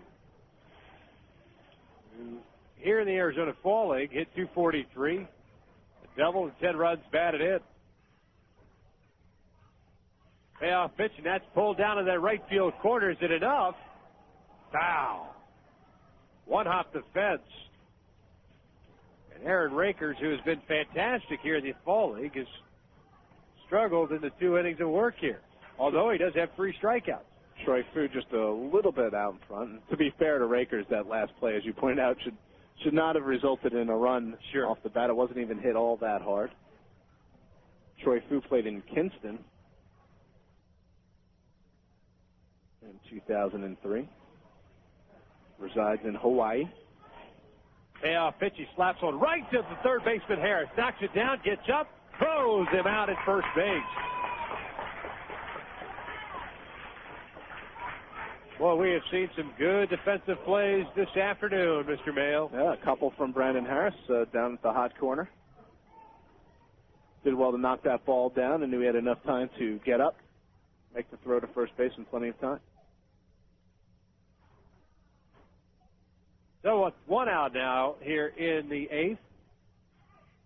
J.T. Stotts will bat for Freddie Bynum. Hitting from the right side, fastball in there, strike 1.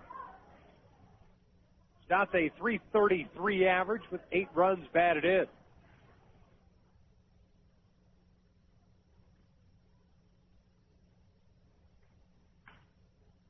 Stotts will slice one foul just wide of the bag at first. 0-2 the count.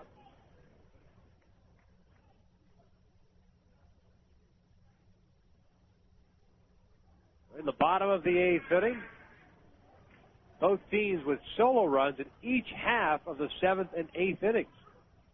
7-2, Solar Sox leading it.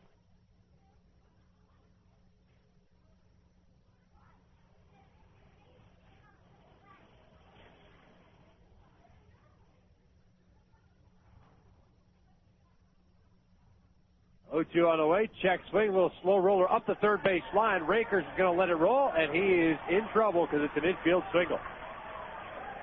It'll look like a line drive in the box score tomorrow. Sure.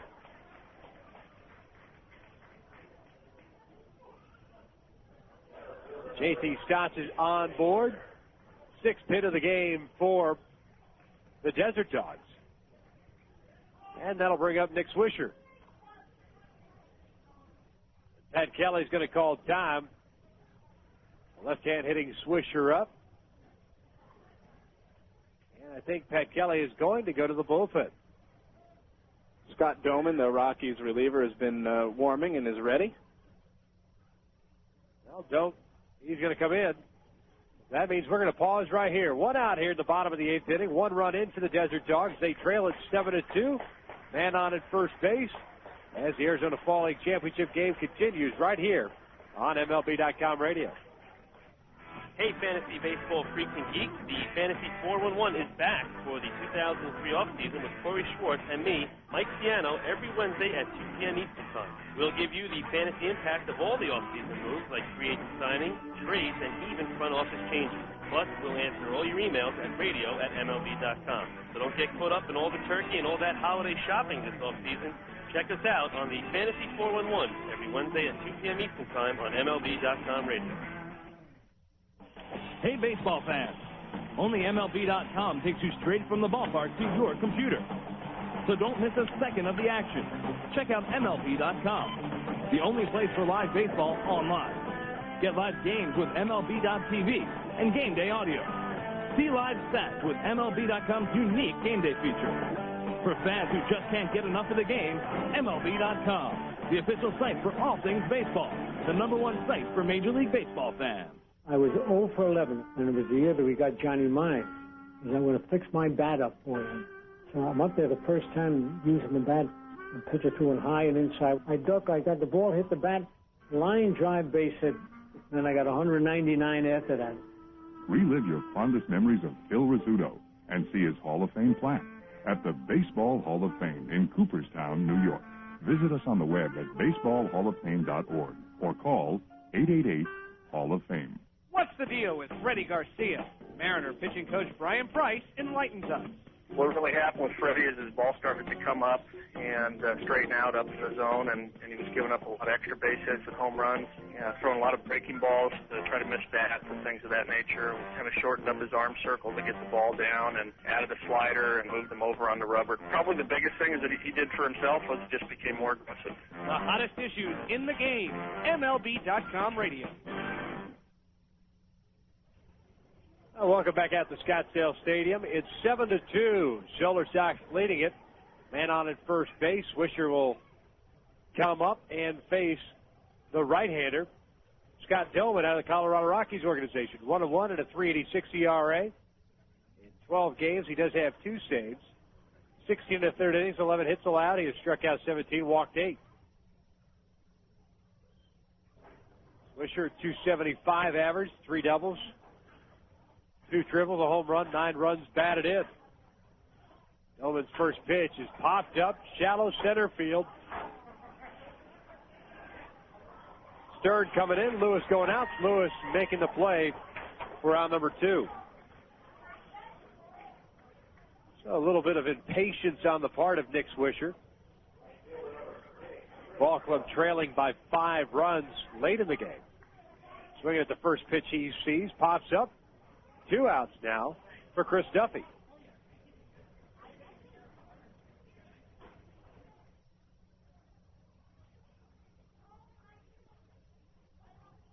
Duffy will take an off-speed pitch inside for ball 1. Duffy is 3 for 3 this afternoon. And he has scored a run.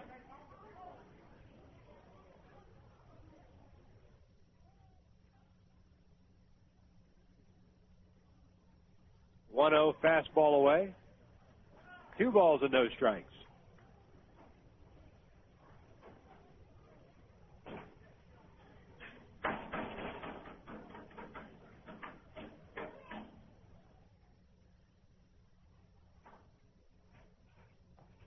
Down low, 3 balls and no strikes.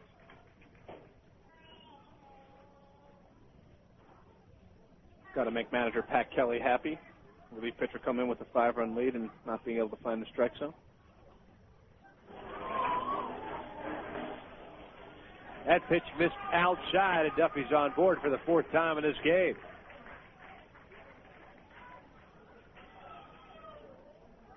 So the Desert Dogs will have runners at first and second, 2 outs for J.R. House.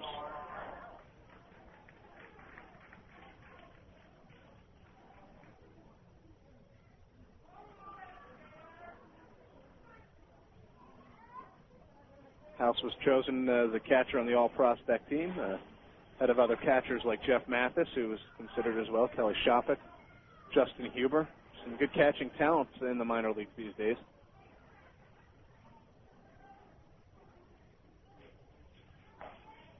Off speed missing inside.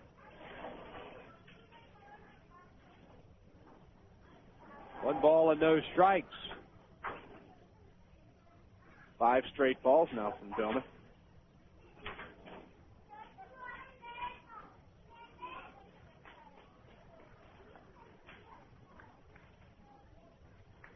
Count 1-1 as Jairhouse got a small piece of that breaking ball.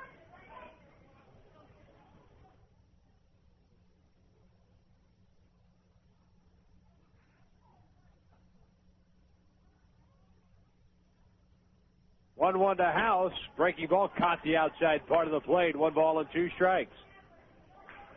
House is 0 for 3, 2 strikeouts. He's also grounded into a double play.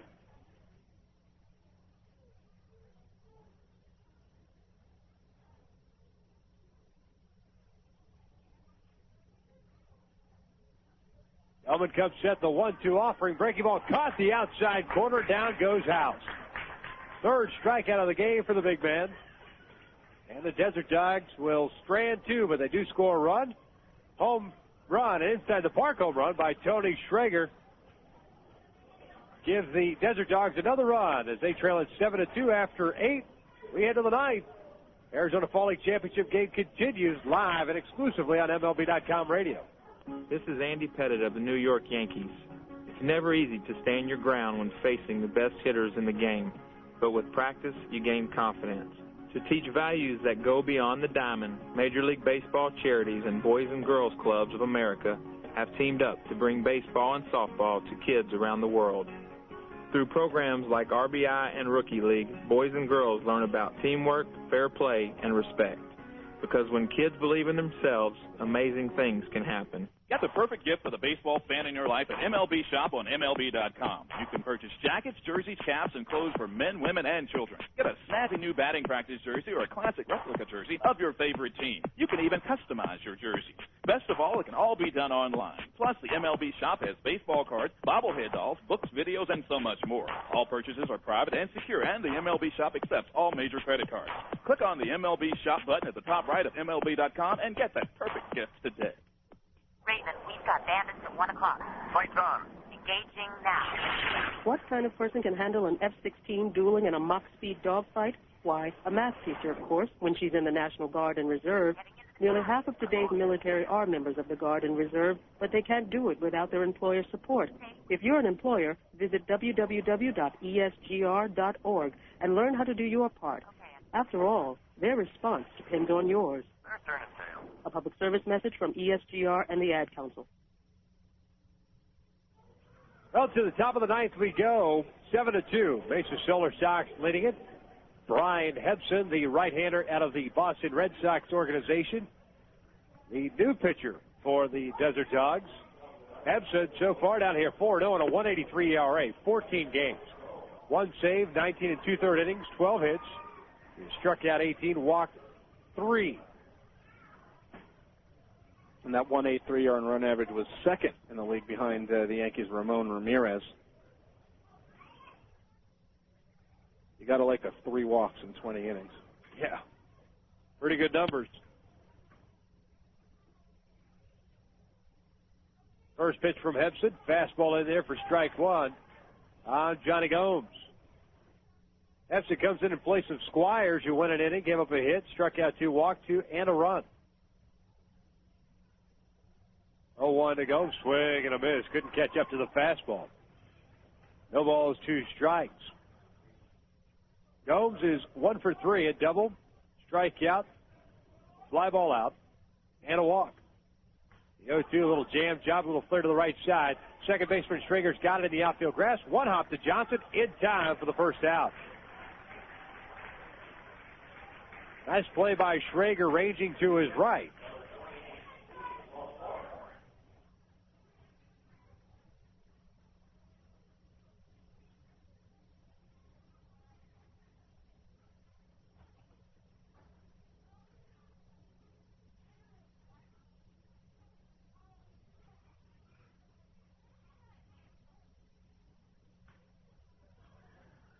LaForest fouls one off to the left side and out of play for strike 1. Pete LaForest this afternoon has a hit and was hit by a pitch. He's also scored a run. The 0-1 outside. 1 ball, 1 strike. Looking ahead to the bottom of the 9th inning for the Desert Dogs. They'll have Dan Johnson, Kelly Shoppick, and Luke Scott. Fastball low. 2 balls and a strike.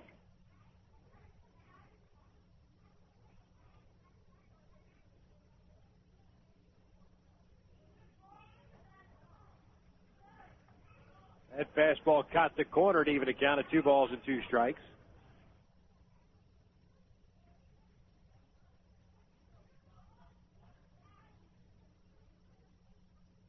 Swing and a miss by LaForce on the off-speed pitch.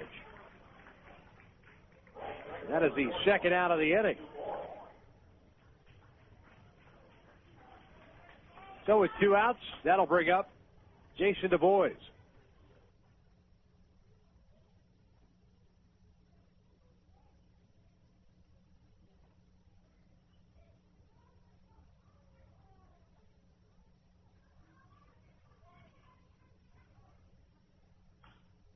DuBois will line one into center field for a base hit.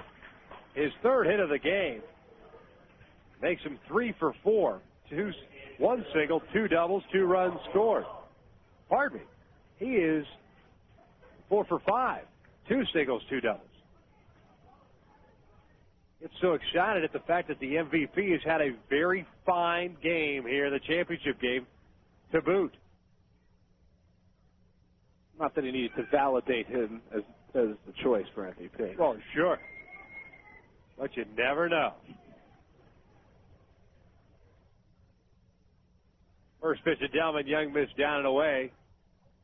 Ball and no strikes. Got the Major League MVP awards be announced next week. Should be some interesting voting on those. I think A-Rod should win it in the American League. Young takes a fastball downstairs, 2 balls and no strikes. I think he probably will. And I think it should be Albert Pujols or Gary Sheffield in the National League. Neither of those will win. I don't know. Barry Bonds is going to win the MVP. Why? His numbers are so much better than anybody else's. What, you're talking about his on-base percentage and his walks? And his slugging percentage. So? Team made the playoffs. Wait a second. How can 1 year writers make an argument that it's how valuable that player is to a team? How much more valuable can Sheffield or Pujols have been to their ball club compared to Barry Bonds? Granted, they didn't get to the postseason. Well, the Braves did. And granted, well, yeah, it does. I meant the Cardinals, but I mean, there was a chunk of games that Barry Bonds missed as well in the middle part of the year. Well, he missed about 20 games. Yeah. Swing and a miss by Young as he goes down swinging for the 3rd out. So nothing doing for the Solar Sox here in their half of the 9th inning. They get no runs on 1 hit, strand a runner. To the bottom of the 9th we go. 7-2, Solar Sox leading it. Arizona Fall League Championship game continues live on MLB.com radio. Right now, fall is in full color at Kohl's. Kohl's has all the brands your family loves, like Nike, Levi's, Dockers, Mud, Lee, Oshkosh, and many more. Every size, every color, fully stocked. And with Kohl's great sale prices, you can bundle up without spending a bundle. Plus, you'll enjoy Kohl's hassle-free returns, stroller carts, easy checkouts, and storefront parking. So come on in and see what's new for fall at Kohl's. Kohl's. Shop happy, leave happy. Hey, Cardinals fans, STLCardinals.com is the official website for Cardinals information. Don't miss a second of the action. STLCardinals.com is the only place for live baseball action on the net with game day audio. Watch video highlights of every game with postgame.tv. Heading to the ballpark? Buy tickets to any game and buy the latest Cardinal gear online at the shop. For diehard Cards fans like you, STLCardinals.com, the #1 site for Cardinals fans. Being inducted into the Hall of Fame is the ultimate after you have a successful Major League career. Of course, I took 4 years out for World War II. I joined the Navy 2 days after Pearl Harbor, and I'm very proud to be an American and hope I've been a good one. Relive your fondest memories of Bob Feller and see his Hall of Fame plaque at the Baseball Hall of Fame in Cooperstown, New York. For more information, visit us on the web at baseballhalloffame.org or call 888 Hall of Fame. Bases are loaded. There's the hot shot to 11-year-old right fielder Smith. Smith relays the ball to Baker. Baker fires to Ellis. Ellis to Purdy. Purdy to Stern. And Stern can cut off Van Scott. Now that's Teamwork. Just one lesson kids learn through the Baseball Tomorrow Fund. A partnership between Major League Baseball and its players that connects kids with baseball and softball programs worldwide. To learn more, visit BaseballTomorrowFund.com. And Johnson leads it off here in the bottom of the ninth inning. It promptly takes 2 pitches in there for strikes, and he is quickly in the hole at no balls and 2 strikes. He's 1 for 3 today with a double and an RBI. 0-2 pitch, skies one towards left. Johnny Gomes has got a beat on it, coming in a couple of steps, and he makes the catch for the first out in the ninth. 7-2, Solar Sox leading it. Dewon trying to close this one out.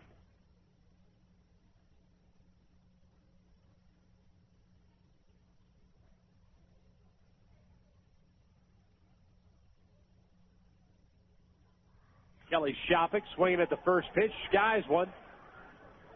The catcher comes out from behind the plate, LaForce, and he will make the catch in foul territory for out number 2. So 2 up and 2 down here in the ninth inning.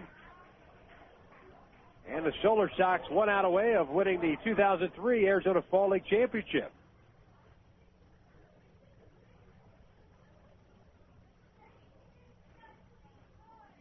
I wonder what kind of celebration is appropriate for winning an AFL championship. I'm not sure. What do you think is in store? Some sparkling apple cider, perhaps? Possibly. Some sparklers. Well, Luke Scott swings and misses on the first pitch. No balls and a strike. Scott is 0 for 3, a ground out, a fly ball out, and a strikeout.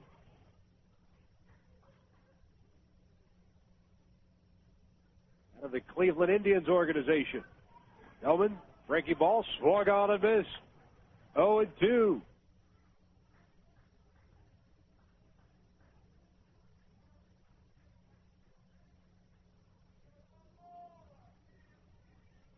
Dewon gets his shine. The right-hander winds.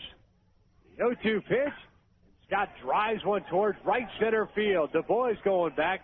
He's got a beat in front of the warning track. Makes the catch.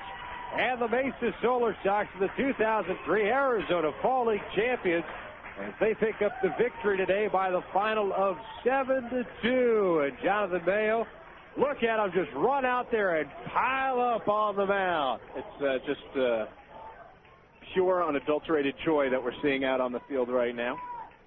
I believe there are some tears being shed, but I don't know. That might just be because they missed their late afternoon flight. No question about it. 7-2 the final. Here's 7 runs, 13 hits, no errors for the Mesa Solar Sox. 2 runs, 6 hits, 2 errors for the Mesa Desert Dogs. Dewon Brazelton picks up the win. Fantastic job by him. 6 innings, 2 hits, 4 strikeouts, and 1 walk. And that's all he really needed. He got a couple of runs early, and he made it stand up. He really did. That 3-run fifth broke the game open. Pretty much put the game out of reach, although the Desert Dogs were able to scratch out a couple of runs in the 7th and 8th, but by then it was far too little too late. And the Solar Sox had the best record during the regular season, so in the case of a one-game championship, it's not always the quote-unquote best team that wins, but that's what happened here today. Sure. Well, Jonathan, a pleasure working with you. It was nice seeing you this week, and I had a lot of fun. I hope to run into you somewhere in the winter meetings in Nolan. I have a feeling that's going to happen. Well, I got a feeling that it's going to happen as well. That's going to wrap it up for us here. It's been my pleasure bringing you the Arizona Fall League for the last 3 weeks and for my second season, of course. I don't think I'll be around next year, but perhaps if I am, maybe I'll continue to bring you some Arizona Fall League action. But I just want to thank Jonathan Mayo for joining us, all the wonderful guests, Steve Cobb, the executive director of the AFL, Stacey Flores for her help over the last 3 weeks, the director of public relations, as well as Dan Gentile, who, I tell you what, for me, bar none, the worst producer-engineer in the history of radio. Pound for pound. Pound for pound, no doubt about it. He does a great job back in New York City. Jonathan, I can't wait to see you. The winter meetings continues. Keep on listening to MLB.com radio because Hot Stove League action continues live Monday through Friday. You just check the website for the broadcast schedule on MLB.com. I'm Victor Rojas. Thanks for tuning in, and we will talk to you very soon.